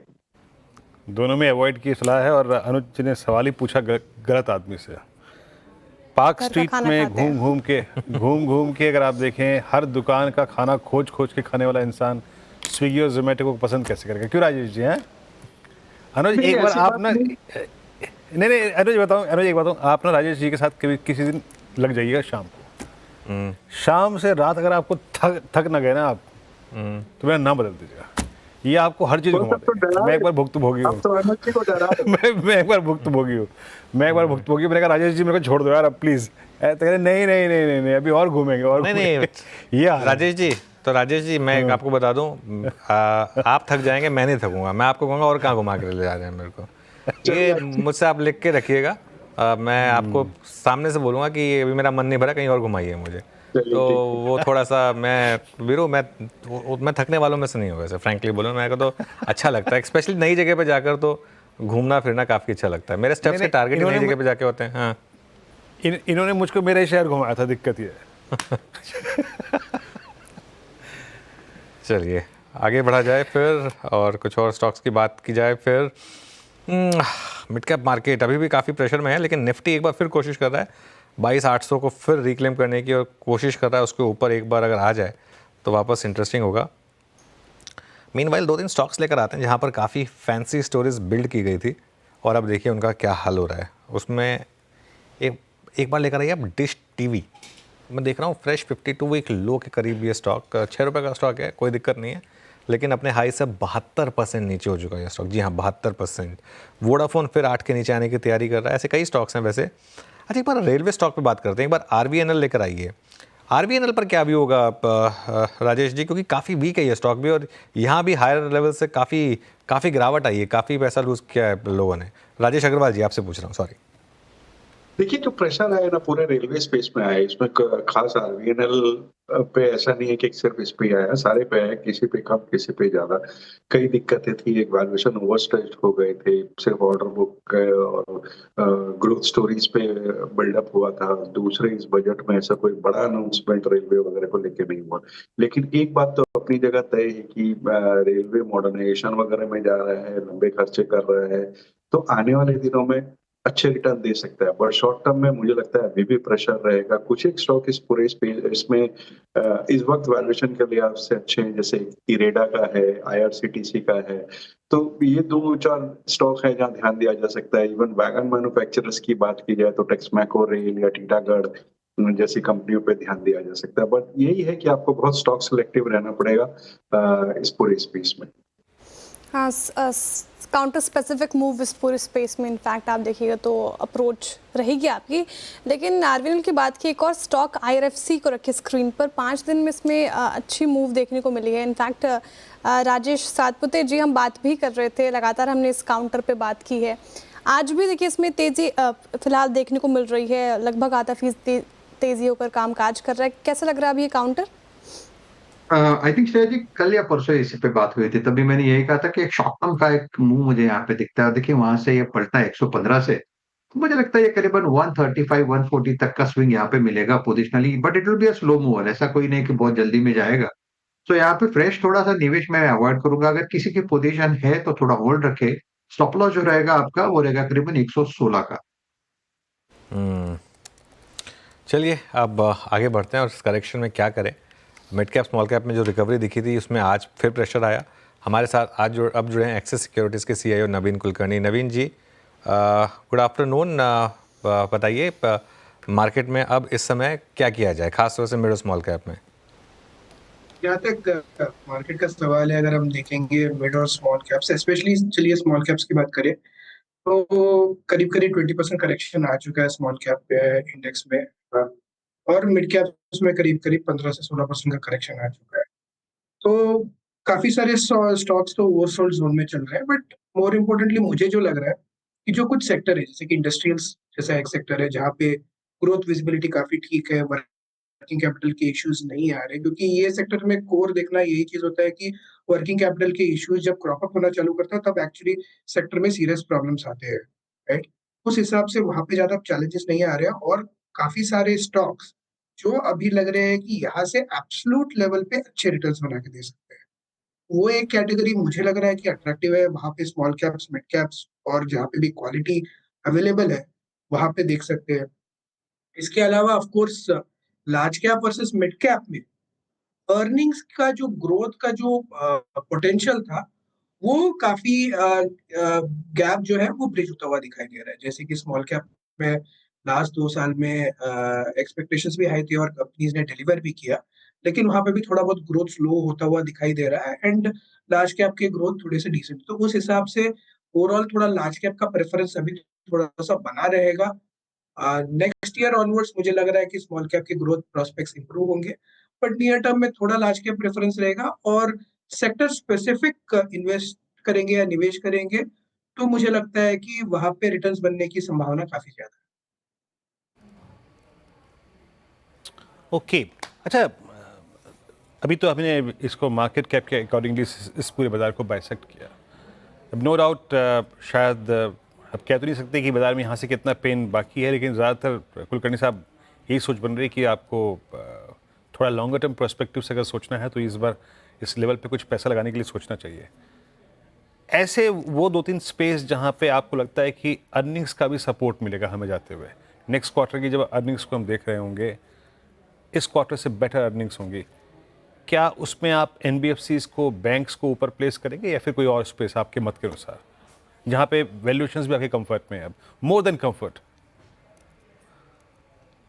बिल्कुल, बिल्कुल जो मार्केट का थीम यही है कि जहाँ पे भी कोई भी सेक्टर हो या कोई भी स्टॉक हो जहाँ पे अर्निंग्स का सपोर्ट रहे, अर्निंग्स कटने की संभावना कम हो और अर्निंग्स मेंटेन हो या अर्निंग्स अपग्रेड होने की संभावना हो, राइट? यही चीजों पे फोकस है मार्केट का, तो उस हिसाब से मार्केट काफी स्टॉक स्पेसिफिक है।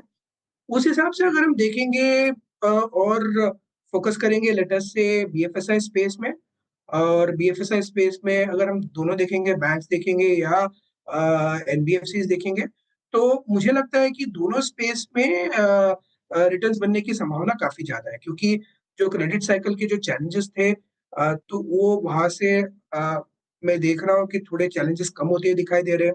जैसे अगर हम देखेंगे क्रेडिट कार्ड स्पेस में देखेंगे तो वहां पे जो पीक जो क्रेडिट कॉस्ट थे वहां से या आगे जाके गिरने की संभावना काफी ज्यादा हो चुकी है। इसके अलावा deposit versus growth versus loan growth converge होता हुआ दिखाई दे रहा है, राइट? सो बहुत सारे फैक्टर्स है जहाँ पे लग रहा है कि बैंक्स और फाइनेंशियल सर्विसेज में जहाँ पे क्वालिटी एक पैरामीटर हम फिल्टर का इंट्रोड्यूस करें, तो बहुत सारे कंपनीज हैं जहाँ पे अर्निंग स्टेबल रहेंगे एंड अर्निंग्स बेटर भी दिख सकते हैं Q4 में एंड Q1 में डेफिनेटली बेटर दिखेंगे। तो ये ट्रेंड देखते हुए हम काफी सारे स्टॉक्स में निवेश करने का प्लान कर सकते हैं। हाँ, नवीन जी गुड आफ्टरनून, श्रेया बात कर रही हूँ। आपने बताया कि एनबीएफसीज और बैंकिंग में फिलहाल आपका रुझान है, लेकिन एफएमसीजी सेक्टर की हम बात भी कर रहे थे पहले और लगातार 15th ट्रेडिंग सेशन है जब उसमें गिरावट देखने को मिल रही है। हमने एक उम्मीद लगाई थी कि बजट में पर्सनल इनकम टैक्स में को लेकर जो कटौती का ऐलान हुआ है उससे एक बूस्ट मिलेगा, वो होता दिखा नहीं है। आप कैसे प्लेस्ड है ये सेक्टर और इस पे कोई ऐसा पर्टिकुलर काउंटर जिस पे आप एक्सपोजर बढ़ा रहे हैं? जहाँ तक अगर आप कंज्यूमर स्टेपल्स की बात करेंगे एफएमसीजी, तो ये जो सेक्टर है ये थोड़ा सा ट्रिकी सेक्टर होता है in terms of growth prospects. Eventually अगर आप देखेंगे तो यहाँ पे रेवेन्यू ग्रोथ पिकअप होता दिखाई देना चाहिए, वॉल्यूम ग्रोथ पिकअप होता दिखाई देना चाहिए और वॉल्यूम ग्रोथ भी पिकअप होता हुआ दिखाई देना चाहिए, राइट? इसमें कॉम्पिटिटिव प्रेशर्स का काफी ज्यादा इम्पैक्ट होता है, तो यहाँ पे काफी स्टॉक स्पेसिफिक होगा, कोई स्टॉक्स अच्छे करेंगे, कोई स्टॉक्स बुरे करेंगे। लेकिन अगर मैं ओवरऑल अगर इंडस्ट्री बेलवेदर लीवर की बात करूं और लीवर ने जो कमेंट्री दिया है वो कोई एनकरेजिंग नहीं रहा है, तो वहां पे रिटर्न आने के लिए थोड़ा सा ज्यादा टाइम लग सकता है। हालांकि अगर मैं एफएमसीजी या कंज्यूमर स्पेस में कुछ देखना चाहूँ तो मुझे लगता है कि रिटेल कंपनीज में मुझे लगता है कि अगर निवेश करेंगे तो रिटर्न्स बनने की संभावना काफी ज्यादा है, क्योंकि जो जो गवर्नमेंट के इनिशिएटिव्स रहे हैं स्टेट इलेक्शंस में, जो जो कैंपेन्स हुए हैं, उस हिसाब से मुझे लग रहा है कि रिटेल कंपनीज में टर्न अराउंड आता हुआ दिखाई दे सकता है और वहां पे रिटर्न बनने की संभावना काफी ज्यादा रहेगी यहाँ से। अच्छा, नवीन जी आपके आने से पहले कुछ देर पहले अनुज और मैं बात कर रहे थे कैपिटल गुड्स की, जहाँ पे काफ़ी सब्सटेंशियल 30% की 35% की डिप्स हुए हैं। ये आप लोग कंसिडर कर रहे हैं आप इस प्राइस पे? बिल्कुल, जो मैं जैसे मैंने पहले ही बताया कि इंडस्ट्रियल्स जो स्पेस है वो काफी इंटरेस्टिंग स्पेस है। वहाँ पे ऑर्डर फ्लो काफी स्ट्रांग रहे हैं, सेकेंड हाफ में ऑर्डर्स पिकअप किए हैं एंड जहां तक हमारे चैनल चेक्स बोल रहे हैं वो ये क्वार्टर में भी ऑर्डर फ्लो ठीक रहा है। तो उस हिसाब से जो कंपनीज ने, अगर तीसरी कंपनी ने गाइडेंस दिया है in the month of October, तो काफी सारी कंपनीज बोल रहे हैं कि वो गाइडेंस मीट कर जाएंगे, कि सेकंड हाफ बेटर रहेगा एंड एनुअल ग्रोथ लेट से अगर बोल रहे हैं कि 20% आएगा, तो वो गाइडेंस मीट करने की संभावना काफी बढ़ गई है। तो उस हिसाब से अगर देखेंगे तो कैपिटल गुड्स और इंडस्ट्रियल सेक्टर मुझे काफी अट्रैक्टिव दिखाई दे रहा है। और जैसे मैंने पहले भी बताया, ये सेक्टर में सबसे क्रिटिकल फैक्टर होता है, वो देखना होता है कि वर्किंग कैपिटल की इश्यूज मुझे अभी भी नहीं दिखाई दे रहे हैं। अगर हम बेंचमार्क करें लार्सन एंड टुब्रो का जो वर्किंग कैपिटल है, वो सिक्लिकल लो पे चल रहा है, जो जिसकी वजह से आप बोल सकते हैं कि आगे जो कंपनी की जो कैपेबिलिटी है टू डिलीवर हायर टर्नओवर, ये काफी बढ़ जाती है एंड ऑफ कोर्स जिसके वजह से रिटर्न रेशियोस इंप्रूव होते हुए दिखाई देंगे। ओवरऑल ये सेक्टर मुझे काफी अट्रैक्टिव। ओके, चलिए, तो कैपिटल गुड्स पे आपका टेक हो गया, यहाँ पे एनबीएफसीज पे आपका टेक हो गया। एक दो बास्केट्स को और यहाँ पे छेड़ लेते हैं, और जहाँ पे शायद हम जब भी कोई पोर्टफोलियो बनाते हैं तो उसमें कमोडिटीज़ का एक कहीं ना कहीं अंश होता है। नवीन जी, मेटल्स में पिछले 4-5 दिन से कुछ स्ट्रेंथ है, देन हमने केमिकल्स में एक मिक्स अर्निंग्स देखी, कुछ तो डिजास्टर्स थे, जैसे दीपक नाइट्राइट, कुछ बहुत बेहतर थे, यूपीएल, नवीन फ्लोरिन मिक्स था काफ़ी हद तक। कमोडिटीज़ में कुछ पिक करेंगे आप इस वक्त? जहाँ तक कमोडिटीज का सवाल है, वो स्पेस थोड़ा सा ट्रिकी है अभी, क्योंकि बहुत सारे ग्लोबल फैक्टर्स एट प्ले है। बट अगर हम देखेंगे कि लेट अस से एल्यूमिनियम प्लेस देखेंगे, मुझे लगता है कि वहाँ पे पैसे बनने की संभावना काफी ज्यादा है। इसके अलावा केमिकल स्पेस ऑफ कोर्स थोड़ा सा मिक्स्ड बैग है, जहाँ पे एसआरएफ के नंबर्स अच्छे थे और कमेंट्री भी ठीक रही है। तो ऐसे स्टॉक स्पेसिफिक अगर देखेंगे तो वहाँ पे थोड़ा सा टर्न अराउंड आता हुआ दिखाई दे रहा है, और रिटर्न्स बनने की संभावना काफी ज्यादा है। बट लेकिन फोकस यही चीज रहेगा कि क्वालिटी के ऊपर फोकस करना चाहिए, स्केलेबिलिटी पे फोकस करना चाहिए एंड थोड़े से कंपनीज जहाँ पे इनोवेटिव केमिस्ट्री हो, वहाँ पे रिटर्न्स बनने की संभावना काफी ज्यादा रहेगी। बिल्कुल नवीन जी, काफ़ी सारे सेक्टर्स हमने डिस्कस किए, लेकिन ऑटो सेक्टर पे भी आपका व्यू चाहूँगी। जिस तरीके से हमें गिरावट देखने को मिली आज के सेशन में, टेस्ला की एंट्री ले लीजिए, जिस तरीके से कंपटीशन बढ़ेगा, साथ ही ईवी पॉलिसी को लेकर जो बाजार गर्म हो रहा है, उसको कैसे देख रहे हैं आप, और साथ ही ऑटो सेक्टर पे आपकी क्या राय अभी फिलहाल होगी? जहाँ तक ऑटो सेक्टर का सवाल है, अगर हम देखेंगे कि जो इंडियन कंपनीज हैं, इनकी कॉम्पिटिटिव कैपेबिलिटी बहुत ज़्यादा रही है। और अगर आप देखेंगे कि लास्ट 4-5 साल में या 10 साल में जो भी इंडियन कंपनीज जिन्होंने भी मॉडल्स निकाले, वो काफ़ी हाई क्वालिटी मॉडल्स निकाले हैं और उसके हिसाब से उन्होंने मार्केट शेयर गेन किया है। तो उस हिसाब से अभी जो गिरावट आ रही है stocks like Mahindra and Mahindra या कोई और स्टॉक्स में, तो मुझे लगता है कि वो एक बाइंग अपॉर्चुनिटी बन सकती है, क्योंकि ये सब कंपनीज की मॉडल साइकिल काफ़ी स्ट्रॉन्ग है, एसयूवी प्रेफरेंस काफ़ी स्ट्रॉन्ग है और उस हिसाब से इनकी जो कॉम्पिटिटिव एबिलिटी है because of dealer network, service capabilities, वो सब काफ़ी टिपिकल इंडियन कॉम्पिटेंसीज़ हैं, जो रेप्लिकेट करना बहुत मुश्किल है। तो उस हिसाब से मुझे लगता है कि एक बाइंग अपॉर्चुनिटी बन सकती है ऑटो सेक्टर में, specially in the passenger vehicle sector. Okay, अच्छा, जोमेटो या स्विगी, अब इन पर क्या व्यू होगा, क्या बाय करेंगे क्या यहाँ पर? बहुत ही केस स्पेसिफिक हो जाता है। अगर मुझे आप पूछेंगे तो जोमेटो मार्केट लीडर है, तो मार्केट लीडर के साथ स्टिक करना बेटर होगा। बट दोनों स्टॉक्स में अपने अपने एडवांटेजेस है और अपने अपने डिसएडवांटेजेस है। At current levels market capitalization versus earnings potential में अभी भी थोड़ा सा गैप है। तो उस हिसाब से अगर पिक करना है तो प्रॉब्ली जोमेटो और स्विगी हो सकता है। बट इसमें वही कोई क्लियर कट विनर अभी होता हुआ दिखाई नहीं दे रहा है। Okay, Zomato stay with leaders. Naveen ji का सिंपली अगर आप देखें फार्मूला यही है। और एक स्पेस जाते जाते मेरे ख्याल से नवीन जी, पॉसिबली आखिरी प्रश्न आपसे यहाँ पे, अब ये टैरिफ की जो नई भाषा है उसमें फार्मा को भी हमने सिंक होते हुए देखा। ये शुरू से ही डर था, जब से ट्रंप आए थे तब से ही, बट ये प्राइस डैमेज काफ़ी सीवियर भी हो चुका है। अब इस पूरे स्पेस में आपकी चॉइस क्या रहेगी? Pharma plus health care. अब हमारे पास डायग्नोस्टिक है, हमारे पास हॉस्पिटल्स हैं, हमारे पास सारी सीडीएमओ है, एक्सपोर्ट करने वाली कंपनियां भी हैं। आपका झुकाव किस में है, इंक्लूडिंग फार्मा और हेल्थ केयर? फार्मा और हेल्थ केयर अगर हम स्प्लिट करें, जैसे कि हॉस्पिटल से, वहां पे तो ऑफ कोर्स एक डोमेस्टिक कंजम्पशन का ट्रेंड है, इंश्योरेंस पेनिट्रेशन का ट्रेंड है, तो बहुत सारे फैक्टर्स है जिसके वजह से वो सेक्टर अच्छा और लॉन्ग टर्म बेसिस पे अच्छा करता रहेगा। जब भी वहाँ पे करेक्शन का मौका मिलेगा तो डेफिनेटली बाय ऑन डिप्स करना चाहिए और एलोकेट करना चाहिए कैपिटल। जहाँ तक टैरिफ्स और उसका इम्पैक्ट का सवाल है, मुझे लगता है कि ये कोई सिग्निफिकेंट इम्पैक्ट नहीं होगा, क्योंकि इंडियन जेनरिक्स का जो कंट्रीब्यूशन है वो मार्केट को बहुत ज़्यादा बड़ा है। वहाँ पे टैरिफ्स आने पे ड्रग शॉर्टेज की संभावना काफ़ी ज़्यादा हो सकती है, राइट? तो उस हिसाब से मुझे लग रहा है कि ये जो स्टॉक्स है, जो गिर रहे हैं बिकॉज़ ऑफ टैरिफ का जो ओवरहैंग है, मुझे लगता है कि थोड़ा-सा ज़्यादा ओवररीड कर रहे हैं इस सिचुएशन को। एंड इसमें मुझे लग रहा है कि ये करेक्शन को यूज़ करके निवेश करेंगे तो काफ़ी अच्छे रिटर्न्स बनने की संभावना है। ओके नवीन जी, बहुत बहुत शुक्रिया आप इस कार्यक्रम में शामिल हुए, सभी सेक्टर्स पर आया रखिए आपने, बहुत बहुत शुक्रिया and have a nice weekend. और चलते हैं अब निफ्टी पे, चलते हैं जाते जाते वही आंकड़ा जिस पर हमें फ़क्र था, जिक्र क्लोजिंग में भी उसका ही हो रहा है 22,800। अनुज, लेवल्स टू वॉच, अप्रोच। देखिए वीरू, एक चीज़ तो बहुत क्लियर है, अभी भी ब्रेकडाउन नहीं हुआ है। 0.5% मार्केट गिरा है और इंटरडे लो 22,720 था, मंडे का लो 22,725 था, आपको याद होगा। आज का लो 22,720, मंडे का लो 22,725 और क्लोज फिर 22,800 पर। 22,800 अभी भी क्लोजिंग बेसिस पर इंटैक्ट है। देखिए ये मार्केट जो है ना, ये आपको बहुत तंग करने वाली मार्केट है, ये बहुत थकाने वाली मार्केट है। बहुत ज़्यादा लोगों को, जिसे कहते हैं ना, पेशेंस टेस्ट करेगी।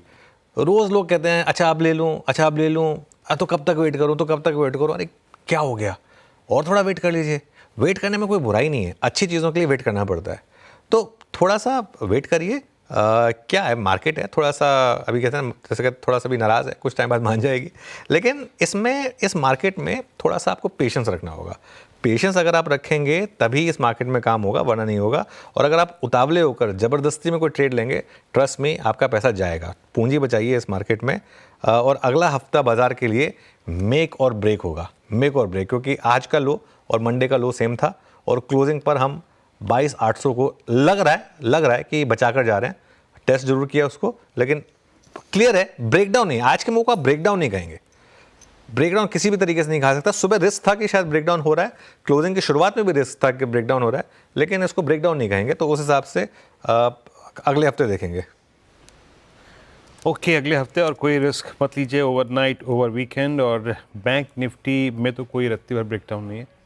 बैंक निफ्टी वापस आया मतलब 10 डेमा के जोन से, लेकिन जाते जाते फिर 49,000 के जोन को रीगेन करता हुआ। और इंटरडे अगर कोलैप्स भी देखें तो मेरे ख्याल से हार्डली था 48,777 तक। बीटीएस रेट शुरुआत करते हैं यहाँ से और पहला ट्रेड पिक करेंगे मानस से। मानस, क्या पिक कर रहे हैं आप? देखिए कोई नया ट्रेड नहीं है, लेकिन एसबीआई लाइफ में मैंने ऑप्शन रिकमेंडेशन दिया था, लेकिन वहां पर आप बीटीएसटी कॉल भी ले सकते हैं। तो एसबीआई लाइफ के फ्यूचर में खरीदारी करके जा सकते हैं। 1495 के प्राइस चल रहे हैं, यहाँ पर आपको स्टॉप लॉस लगाना है 1479 के नीचे। 1479 की स्टॉप लॉस से 1525 के टारगेट के लिए एसबीआई लाइफ के फ्यूचर में खरीदारी की जा सकती है। ओके, चलिए ये हो गई माइनस के पिक एसबीआई लाइफ। रचना जी, आप बताइए आप क्या ट्रेड कैरी कर रहे हैं?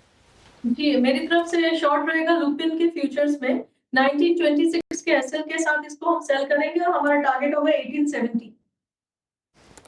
ल्यूपिन रचना जी के पिक सेल साइड की ट्रेड फिलहाल आती हुई रचना जी से। कविता जी, आप बताइए आप क्या पिक कर रही हैं कल के लिए? BTST, STBT? सो बीटीएसटी होगा टोरेंट पावर पे। टोरेंट पावर एक अच्छी क्लोजिंग की तरफ काउंटर आ रहा है। 1315, 1320 के प्राइस टारगेट के लिए आप टोरेंट पावर लेकर जा सकते हैं। 1270 का स्टॉप लॉस मेंटेन करें। ओके, अमित जी आपका ट्रेड? जी वीरेन जी, मैं मेरी टॉप कॉल जो सुबह की थी इंडिगो, मैं उसके साथ ही जाना चाहता हूँ। इंडिगो का स्ट्रक्चर पॉजिटिव है, यहाँ पे रिलेटिव स्ट्रेंथ काफी स्ट्रॉन्ग है और आज के बाजार में भी इसने अपने लेवल्स बड़े अच्छे से होल्ड किए हैं, तो इसे बाय करें। करंट प्राइस 4516 का है। टारगेट्स हमारे रहेंगे 4620 रुपए के, 4620 के, और स्टॉप लॉस रहेगा 4460। राजेश सतपथे जी बताइए आप क्या ट्रेड कैरी कर रहे हैं मंडे के लिए? अनिल जी देखिए, मैं पॉलीकैप को लेके जाऊंगा। मुझे लगता है आज एक अच्छा मूव मिल रहा है और अच्छा क्लोज भी मिल रहा है। ये क्लोज जो है ये इसका 20 DMA है, 20 DMA करीबन 5820 के आसपास था, तो हम 5800 का स्टॉप लॉस मेंटेन करके पॉलीकैप को लेके जाएंगे। इसका बीटीएसटी का टारगेट 6000 के आसपास है, जहां पे कॉल राइटर खड़े हैं, तो मोमेंटम है पॉलीकैप में। It's a buy in Polycab. Buy in Polycab. चलिए राजेश अग्रवाल जी के पास चलते हैं। राजेश जी क्या पिक कर रहे हैं आप? देखिए डिफेंस एक अच्छा स्पेस था और उसकी जम के पिटाई हुई। अगर आप देखो तो कई कंपनियां आधी आधी हो गई, उसमें एक कंपनी अगर चुननी हो तो मैं समझता हूँ BEML के साथ जाना चाहिए। अब ये कंपनी ना केवल डिफेंस में बल्कि माइनिंग में और मेट्रो कोचेस में भी है। ऑर्डर बुक 1 नवंबर को 123 बिलियन का था और गाइडेंस इन्होंने FY25 की 20% की रेवेन्यू गाइडेंस बरकरार रखी है। और मैनेजमेंट ने क्लियरली कहा है कि उन्हें एग्जीक्यूशन जो डिफेंस में है और माइनिंग में है वहां से बहुत होप्स है। लॉन्ग टर्म बहुत अच्छा है, ऑर्डर बुक बहुत अच्छी है, मोनेटाइजेशन अच्छा हो रहा है और हायर वैल्यू के जो डिफेंस सेगमेंट में है, वहां पर कंसंट्रेट कर रहे हैं। एक बड़ी पाइपलाइन है टेंडर्स की, रेल और मेट्रो के रोलिंग स्टॉक की कैपेसिटी एक्सपेंशन कर रहे हैं। और जिस तरीके से गिरावट आई है, मैं समझता हूँ एक अच्छी अपॉर्चुनिटी है इसमें खरीदारी करने की। लंबी अवधि के लिए इसमें खरीदारी की सलाह रहेगी। ठीक है, BEML पे अभी बाई साइड की रणनीति फिलहाल आप ले सकते हैं लॉन्ग टर्म के लिहाज से। अब चलते डीलिंग रूम की तरफ। यतिन जी बताइए क्या कुछ संकेत मिल रहे हैं, कौन से स्टॉक्स फोकस में? Good afternoon Shreya. और दो स्टॉक्स यानी जो स्टॉक फोकस में है उनमें सबसे पहले स्टील स्टॉक्स पे नज़र करेंगे। सेल और टाटा स्टील ये दो स्टॉक्स हैं जहां डीलर्स BTST की एडवाइस दे रहे हैं। डीलर्स के मुताबिक जो बाजार में बज़ है एंटी डंपिंग ड्यूटी और जो सेफगार्ड ड्यूटी है स्टील पे चाइनीज़ इंपोर्ट्स के खिलाफ, वो शायद ये स्टॉक्स को और भी ऊपर ले जा सकता है। तो नेक्स्ट वीक के लिहाज से स्टील स्टॉक्स पे डीलर्स की नज़र है जहां उनको लगता है 2 से 5% के फर्दर मूव्स आ सकते हैं पूरे सेक्टर में। हालांकि ऑटो स्टॉक थोड़ा बहुत कमज़ोर लग रहा है। अशोक लेलैंड एक ऐसा काउंटर है जहाँ डीलर्स STBT की एडवाइस दे रहे हैं, उनको लगता है 215 तक स्टॉक नीचे जा सकता है। और अगर हम आज देखें तो ओपन इंटरेस्ट 9% नीचे है, लॉन्ग अनवाइंडिंग देखने को मिल रही है। ओके चलिए यतिन बहुत बहुत शुक्रिया। सॉरी मैं कुछ आगे शो की बैन की अपडेट की बात कर रहा था।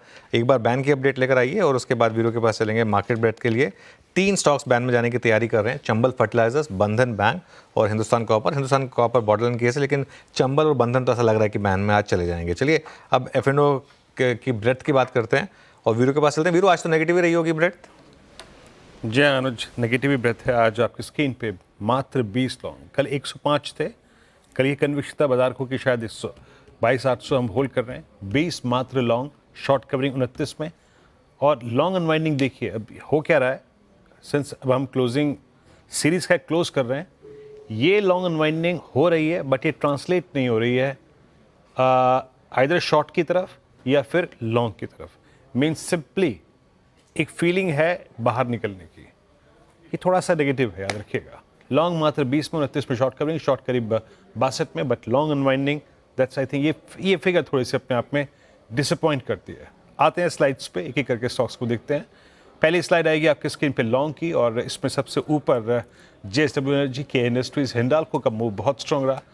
मेटल्स में चाहे वो फेरस नॉन फेरस दोनों ग्रुप में काफ़ी स्ट्रेंथ थी। हिंडाल्को 2.25% ऊपर, above all moving averages. Store and power में एक स्ट्रॉन्ग मूव था आज।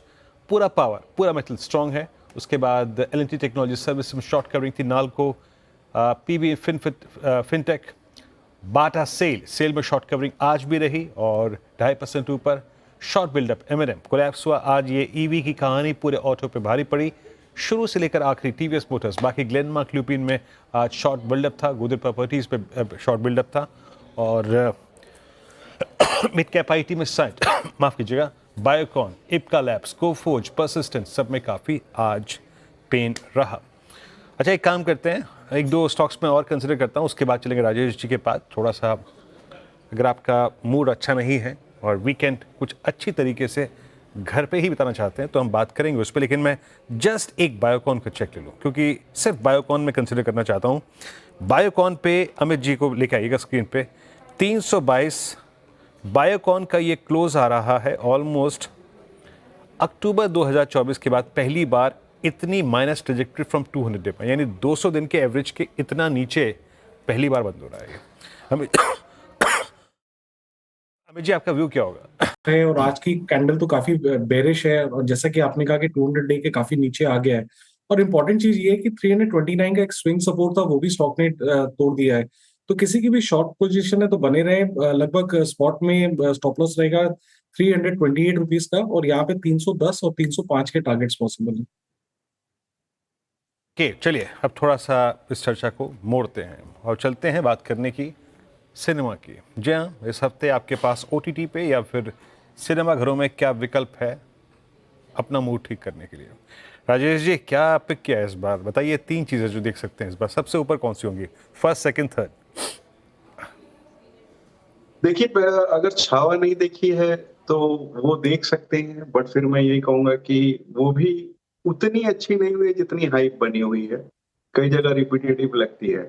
तो उसके अलावा अगर आप ओटीटी में देखना चाहो तो एक डाकू महाराज करके तेलुगु फिल्म थी जो ओटीटी पे इस बार रिलीज हो रही है, बॉबी देओल, उर्वशी रौटाला और एन बालाकृष्णन की। उसने बहुत जबरदस्त कलेक्शन किए थे थिएटर्स में, और थिएटर्स में तो खैर मैं जा नहीं पाया। ये देखने की बहुत इच्छा है। एक कॉमेडी सीरीज आ रही है उप्स अब क्या, वो लगता है ठीक ठाक होगी, कोई विशेष होती दिख रही नहीं है, जावेद जाफरी की है।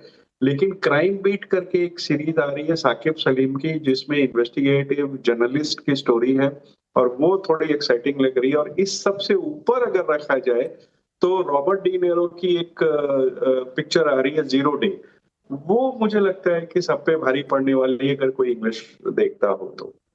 थिएटर्स में एक पिक्चर रिलीज हो रही है, मेरी हस्बैंड की शादी, तो इसका नाम ही इतना अजीब सा है कि मुझे लगता है कि ये कोई बड़ा कलेक्शन कर पाएगी, और वैसे भी अर्जुन कपूर के सितारे कोई बहुत अच्छे हैं नहीं। नाम इतना बेतुका है कि पब्लिक को अट्रैक्ट करना मुश्किल होगा, हालांकि ट्रेलर्स देख के तो कॉमेडी ही लग रही है। हाँ, मेरी हस्बैंड की बीवी है राजेश जी, वो शादी नहीं है, आपने गलत बोल दिया। लेकिन छावा मैंने देखी लास्ट वीक और मुझे आपसे थोड़ा डिसएग्री करूँगी मैं, मुझे बहुत अच्छी लगी वो और बहुत इमोशनल लगी, हार्ट टचिंग है। इनफैक्ट हाँ, फर्स्ट हाफ थोड़ा रेपिटेटिव लग सकता है लेकिन सेकंड हाफ बहुत ज़्यादा इंगेजिंग है, और जो सीन है, स्पॉइलर नहीं दूंगी, मुझे लगता है थिएटर में देखने लायक मूवी। तो छावा देखी मैंने। वीरेंद्र जी, कोई मूवी देखी आपने? छावा देखी कि नहीं? नहीं, मैंने नहीं देखी। मैं एक सीरीज, मैं नाम भूल गया, मैं OTT पे कंप्लीट कर रहा था वो, बस मेरे ख्याल से गिन के 20 मिनट देखी थी मैंने, नहीं देख पाया। लास्ट वीकेंड मेरा ट्रैवल था एक, इस बार सोचूंगा कुछ खत्म करने की। अनुज, क्या देखा आपने? नहीं देखा नहीं मैंने, लेकिन ये राजेश जी, ये जो क्राइम बीट है ये कहीं वो नाइट क्रॉलर की कॉपी तो नहीं है?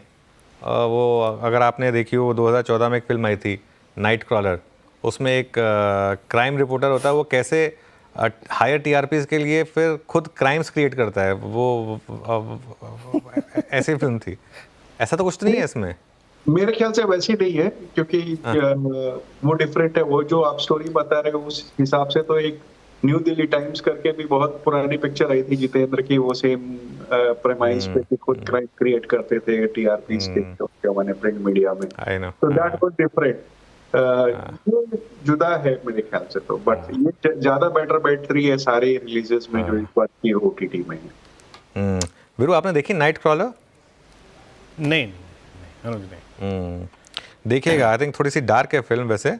तो और अगर आई थिंक अब OTT पर, हाँ, ये आपको या तो Apple TV पर रेंट करनी पड़ेगी फिल्म, लेकिन देखिएगा, मतलब बहुत अच्छी फिल्म थी। एक मूवी आपके कहने पे मैंने रेंट की थी, एक मूवी मैंने आपके कहने पे रेंट की थी, फिर मैंने वो उसको चलाया, उसके बाद 5 मिनट बाद मैं नहीं देख पाया। याद है कौन सी मूवी है वो? अनुज, मैंने काफ़ी बताई थी आपको, अब कौन सी की बात कर रहे हैं आप? वो हॉरर मूवी जो थी, वो क्या नाम था उसका, मैं भूल गया। वो बच्चे वाली, वो जो भेजा, स्क्रीनशॉट भेजा था मैंने को, मैंने वो रेंट की थी। अच्छा, फिर मैं नहीं देख पाया था वो। नहीं, भूत वाली तो मैं इतनी फिल्में देख चुका हूँ कि मुझे खुद याद, मतलब मेरे को तो हॉरर फिल्में अच्छी लगती हैं एक्चुअली, और मैं तो मतलब हॉरर फिल्म्स का बहुत बड़ा फ़ैन हूँ। तो आप कौन सी की बात कर रहे हैं, वो थोड़ा रिमाइंड करेंगे कुछ देर में। लेकिन मैं बताऊँगा आपको, आप ही ने बताई थी, और उसके बाद मैंने रेंट की, वो अमेज़ॉन पे थी मेरे ख्याल से, पर मैं देख नहीं पाया। क्या, चलिए अब एक काम करते हैं, यहाँ अभिनय और चलचित्र और OTT पर जो अवेलेबल है उसके बारे में बहुत बात हो गई, बाहर निकलते हैं, अब क्लोजिंग की तरफ बढ़ते हैं, और इट्स 22792 और करीब 48,939। लेकिन आज जिस इंडेक्स का आज एक कोलैप्स हमें देखने को मिला कि मतलब 12 जून 2024 के बाद पहली बार 40,580 पे Nifty IT below 200 day exponential average. और एक दो स्टॉक्स को देख लीजिए जहां पर आज सिवियर प्राइस डैमेज हुआ, उसमें एक बार लेके आइएगा टाटा केमिकल पोस्ट जून 2022 अब तक के सबसे लोवेस्ट क्लस्टर पे, और यहाँ पे आप समझ लीजिएगा कि अगस्त 2022 से लेकर अब तक के सारे बेस वायलेट हो गए। मानस, बहुत संक्षेप में टाटा केमिकल पे आपका टेक? देखिए, पैटर्न तो नेगेटिव है। वीकली चार्ट पे कंसोलिडेशन, डेली चार्ट पे कंसोलिडेशन दिख रहे हैं, और जब भी हमें यहाँ पर एक ब्रेकडाउन देखने को मिलेगा 935 के नीचे स्टॉक निकलेगा, तो कम से कम 835 के नीचे, तो कम से कम 800 रुपए तक के भाव दिखा देगा। खरीदारी ना करें, खरीदारी करने के लिए केवल 870 रुपए के ऊपर ही खरीदारी करनी है, उससे पहले खरीदारी नहीं करनी है। पे ये राय फिलहाल आती हुई अब मार्केट का पंचनामा की बात करते हैं। मार्केट का पंचनामा 3:35 पर सभी सोशल मीडिया प्लेटफॉर्म पर आपके सामने आएंगे, और बहुत दिनों बाद आज अनुज सर मेरे साथ ज्वाइन करेंगे मार्केट का पंचनामा। सर, दर्शकों ने बहुत मिस किया आपको, और सवाल भी काफ़ी ज़्यादा आ रहे हैं, और आयशर मोटर्स पर सवाल है। देखिए, ऑटो सेक्टर अभी फ़िलहाल डेंट में, लेकिन आयशर मोटर्स देखिएगा पिछले कुछ दिनों से, इनफैक्ट कल परसों और आज भी इसमें तेज़ी देखने को मिल रहा है। आयशर मोटर्स में करना क्या चाहिए? क्या फिर जिस तरीके से समीकरण बन रहे हैं ऑटो सेक्टर को लेकर, क्या इस पे भी डेंट पड़ता दिख रहा है आपको, या फिर स्ट्रांग लग रहा है आपको? देखिए, आयशर को हमने आज भी सुबह ग्रीन में लिया था मेरे ख्याल से, और यही जो कहानी अब आयशर में आ रही है ना, अब मैं आपको बताऊं 2 साल बाद आप महिंद्रा एंड महिंद्रा में रिपीट होते हुए देखेंगे। आज के दिन को मार्क कर लीजिए, जो आज के दिन का महिंद्रा एंड महिंद्रा का प्राइस है, ये एक स्टार्टिंग प्राइस है। यहाँ से लेके, हालांकि सवाल आयशर पर है, लेकिन अब मैं महिंद्रा की बात कर रहा हूँ, उससे जोड़ रहा हूँ। आज के दिन को मार्क कर लीजिए और अगले 7-8 दिन के प्राइस एक्शन को मार्क कर लीजिए। अब आ जाइए आप आयशर मोटर्स के 2 साल के चार्ट पर। एक बार आयशर मोटर्स का 2 साल का चार्ट ले आइए, मैं उसमें आपको दिखाता हूँ। एक बहुत, उसमें एक कहानी छुपी है जो मुझे लग रहा है कि सेम कहानी रिपीट होगी महिंद्रा एंड महिंद्रा में। ये आयशर मोटर्स का 2 साल का चार्ट है, और इसके में बीच में वो जो आप एक बड़ी गिरावट देख रहे हैं ना, वो तब आई थी जब वो लॉन्च हुई थी सी बाइक थी, वो हार्ली डेविडसन और ट्रायम्फ। अच्छा, मैं ना एक चीज़ पूछता हूँ, वीरू, आपने सड़क पर कितनी हार्ली डेविडसन देखी हैं जब से वो एग्रेसिव प्राइस पे आई थी? एक नहीं दिखती मुझे, है ना, एक नहीं दिखती मुझे। और मैंने तो बुक भी की थी, उसके बाद नहीं ली थी। बुकिंग का क्या है, बुकिंग तो आप जितना मर्जी कर लो, और उसके बाद नहीं ली थी उसके बाद। तो सिमिलरली वो ट्रायम्फ, तो वो जो इनकम्बेंट होता है ना, तो ये मैं अगेन बार बार एक्सप्लेन करने की कोशिश कर रहा हूँ, ये ऐसा नहीं है कि कल से आप ये वीरू अपनी स्कॉर्पियो बेच के वो ले लेंगे, टेस्ला ले लेंगे, ऐसा तो नहीं होगा। और ना ही गाबा सर अपनी थार बेच के वो टेस्ला लेने वाले हैं। तो इसके लिए ये सिमिलरली आयशर मोटर, खैर आयशर की बात हो रही है, मेरे ख्याल से आयशर मोटर्स में अभी भी काफ़ी जान बाकी है, क्योंकि वो जो बजट में टैक्स कट आया है, मुझे लग रहा है कि सबसे ज़्यादा बेनिफिशरीज़ में आयशर होगी, क्योंकि लोग अपनी बाइक को अपग्रेड करेंगे, वो एक पार्ट होगा। अगला सवाल क्या है श्रेया? जी, अगला सवाल एनर्जी पैक से है सर। इनफैक्ट हमने देखा कल भी इसमें तेज़ी देखने को मिलती है। JSW एनर्जी देखिए वायदा कारोबार के टॉप गेनर्स में शामिल है, और NTPC देखें आप तो इसने 2 दिनों में अच्छा मूव दिखाया है, और 2 दिन में देखें तो 10% के करीब इसमें तेज़ी देखने को मिल रही है। हालांकि JSW एनर्जी पे सवाल है, अनुराग जी पूछ रहे हैं, JSW एनर्जी 5.5% की तेज़ी करना क्या चाहिए इस पर्टिकुलर काउंटर में? देखिए, JSW के तो आज पूरे ग्रुप में एक्चुअली बाइंग है। JSW एनर्जी में एक री रेटिंग हुई थी। ये एक कंपनी है जो काफ़ी अपने आप को ट्रांजिशन कर रही है, और एक अच्छे प्रमोटर ग्रुप से बिलोंग करती है। इसके जो प्रमोटर हैं सज्जन जिंदल जी, एक बहुत ही एक जैसे कहते हैं ना, एक बहुत शानदार बिजनेसमैन है। अब ये स्टॉक में जो री रेटिंग हुई थी वो अब पूरी की पूरी ख़त्म हो चुकी है। ये 12 महीने का चार्ट है। इसका भी अगर आप 2 साल का चार्ट देखेंगे, अगेन मैं फिर लोगों को कह रहा हूँ कि अब जैसे ये स्टॉक है, ये स्टॉक हो गया जो आपको अब ये जो मिड कैप की डिक्लाइन हो रही है, इसमें अगर आप एज अ पोर्टफोलियो इन्वेस्टर अपनी शॉर्ट लिस्ट में रखना चाहते हैं, SIP करना चाहते हैं, तो ये वो स्टॉक हो गया। क्योंकि 200 वाला जो 800 तक चला गया था, जहाँ पर अर्निंग्स का भी सपोर्ट है, कैश फ्लो जनरेटिंग कंपनीज हैं, अच्छी कंपनीज हैं, अच्छे प्रमोटर ग्रुप से आती हैं, वो उनको आप लिस्ट पे बना कर रखें, तो ये उनमें से एक स्टॉक होगा, इस पर आप फोकस कर सकते हैं। चलिए फिर 335 पर श्रेया और मैं जुड़ेंगे वापस। और खैर मैंने ऐसा है कोई इतना लंबा ब्रेक नहीं लिया था श्रेया, मैं तो काम के सिलसिले से गया था वैसे भी। बिल्कुल नहीं, फिर भी सर आपको दर्शक याद कर रहे हैं। नहीं ठीक है, तो चलिए दर्शकों को, बिल्कुल मैं भी मिस करता हूँ दर्शकों को। तो आज जुड़ेंगे मार्केट का पंचनामा में और बात करेंगे, लेकिन मार्केट की क्लोज की तरफ बढ़ते हैं। 22,783। अब एक बार देखते हैं, अगर वो हमारी वो प्लेट तैयार होते एक बार वो रेडी रखा करिए अगली बार से, उसमें देखते हैं कि एडजस्टेड क्लोजिंग के चांसेस कहाँ पर आते हुए दिख रहे हैं। फिलहाल के लिए 22,783 और 3 से 3.5 के बीच का वीएप लिया जाएगा। मेरे ख्याल से हम 22,790 के आसपास ही बंद होंगे, तो 22,800 के टेक्निकली नीचे बंद होंगे, लेकिन फिर भी एक ब्रेकडाउन तो उसको फिर भी नहीं कह सकते, 0.5% नीचे था निफ्टी। चलिए वॉल पर चलते हैं और प्राइस एक्शन देखते हैं। 130 पॉइंट निफ्टी नीचे था करीब करीब 22,783 पर। बैंक निफ्टी करीब करीब 400 पॉइंट नीचे था 0.8%, और निफ्टी आईटी करीब करीब 3/4% नीचे आपको ट्रेड करता हुआ दिखाई देगा। 300 पॉइंट का यहाँ पर एक फॉल आया। मिड कैप इंडेक्स 1.5% नीचे। स्मॉल कैप हालांकि आज कम गिरा, इस वजह से एडवांस डिक्लाइन इतना खराब नहीं था जितना एक समय पर लग रहा था। 984 बढ़ने वाले शेयर, 1668 गिरने वाले शेयर आपको दिखाई देंगे। सेक्टोरल हीट में आप देखते हैं एक बार जरा, और देखते हैं कि यहाँ पर किस तरीके के मूव्स आए। सिर्फ एक सेक्टर ग्रीन में था, मेटल्स, जो कि करीब करीब 1% ऊपर था। उसके अलावा बाकी सारे सेक्टर रेड में थे। सबसे ज़्यादा रेड में था ऑब्वियसली ऑटो इंडेक्स, वो टेस्ला का या फिर वो ईवी पॉलिसी का एक इम्पैक्ट। 0.3% ये इंडेक्स नीचे था। इसके अलावा फार्मा 2% नीचे था, रियल एस्टेट 0.2% नीचे था, ऑयल एंड गैस 1.25% नीचे था, आईटी नीचे, फाइनेंशियल्स नीचे। अक्रॉस द बोर्ड जैसे हमने कहा कि थोड़ी सी आज मार्केट में सेलिंग हुई। निफ्टी का हीट में आप देखते हैं सबसे नीचे आपको दिखाई देगा महिंद्रा एंड महिंद्रा, आज टॉप लूजर 6.5% नीचे महिंद्रा एंड महिंद्रा। बीपीसीएल एक और स्टॉक जहां पर प्रेशर रहा, आज करीब करीब 0.3%। अदानी पोर्ट्स में प्रेशर था। टाटा मोटर्स लगातार गिरे जा रहा है, अब 700 के कंफर्टेबली नीचे, 672 पर। Adani enterprises, Wipro, power grid, sun pharma, doctor Reddy's, Bajaj auto, ICICI bank, यहाँ पर काफ़ी प्रेशर था। मारुति, रिलायंस ने काफ़ी प्रेशर डाला, फिर 1225 पर आया रिलायंस। आईटीसी फिर 400 के करीब। भारतीय Airtel, Bajaj Finserv, Bajaj finance, ये कुछ और स्टॉक्स थे जहाँ प्रेशर था। आज गेनर्स में क्या थे? Mainly metal stocks, Hindalco, Tata steel दोनों 2% ऊपर। आयशर मोटर्स में गेंस थे शानदार, करीब करीब 1.5% ऊपर था। लार्सन एंड ट्यूब्रो ने कुछ हद तक सपोर्ट किया मार्केट को, और सपोर्ट किया मार्केट को एचडीएफसी बैंक ने। टुवर्ड्स द एंड अगर निफ्टी 22,800 को क्लोजिंग बेसिस पर बचा पाया तो उसका मेन कारण एचडीएफसी बैंक ही था, और उसके अलावा एशियन पेंट्स।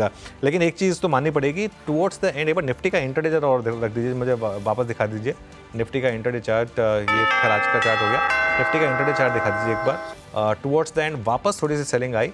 जो लास्ट ट्रेडेड रेट है वो है 22,763 यहाँ पर, और 22,763 निफ्टी का आज का प्रोविजनल क्लोज है। ध्यान रखिएगा जो एक्चुअल क्लोजिंग है वो करीब करीब 22,785 22,790 के करीब आएगी, लेकिन जो लास्ट ट्रेडेड रेट था वो 22,763 का था। 22,700, हाँ ये सही है, 22,796 के करीब आएगी एक्चुअल क्लोजिंग। लेकिन मार्केट के लिए कहना तो यही होगा कि आज ख़राब दिन था। जिस तरीके से मिड कैप की जो रैली थी वो वीरू वापस ब्रूटली पंचर हुई। जय मनोज, और जुलाई 2024 के बाद का सबसे ये ख़राब क्लोज, और पहली बार वीकली चार्ट्स पे पोस्ट मार्च 2023 आपके किसी एवरेज एवरेज को वीकली चार्ट्स पे यानी 50 को शॉर्ट टर्म मूविंग एवरेजेस ने क्रॉस किया, 10 वेमा ने क्रॉस किया। तो वाकई ख़राब हफ्ता था, तो थोड़ा कन्विक्शन जो बन रहा था वो आज क्रैक हुआ। खैर जैसा भी है, अब एक छोटे से अंतराल के बाद कोई आपकी समस्या और किसी का समाधान आप चाहते हैं, कोई प्रश्न आपके जहन में हो तो ज़रूर पूछेगा। मार्केट का पंचनामा में अनुज और श्रेया के साथ छोटे से एक अंतराल के बाद CNBC आवाज़ के सभी सोशल मीडिया प्लेटफॉर्म पे आपसे मुलाकात होगी अनुज और श्रेया की और आशीष की सुबह मॉर्निंग कॉल में और मुनाफे की तैयारी में सोमवार को 8 बजे। क्यों अनुज? बिल्कुल, और वीकेंड एंजॉय करिए। और एक और चीज़, अगला वीक वीरू ने ये बात इसलिए भी कही है क्योंकि मंडे और ट्यूसडे को वीरू छुट्टी पर है, और एक वीरू ने भी एक बहुत स्मार्टली चीज़ की, वेंसडे की छुट्टी है तो इसके लिए 2 दिन की छुट्टी में 5 दिन का वीकेंड बना दिया। नहीं मुझे पता है, मैं तो अरे वीरू मुझे पता है, वो तो मैं आपकी टांग खींचने के लिए कह रहा था थोड़ा सा, लेकिन अब वीरू थर्सडे को वापस आएंगे तो बाकी पूरा पैनल आपके साथ, लेकिन मंडे को सुबह जुड़ेगा। तो फिर हमारे साथ जुड़िएगा, और उसके बाद अब आगे चलते हैं श्रेया, और फिर पंचनामा में मुलाकात होगी। जी, पंचनामा में मुलाकात होगी। आप बने रहिए CNBC आवाज़ के साथ। नमस्कार।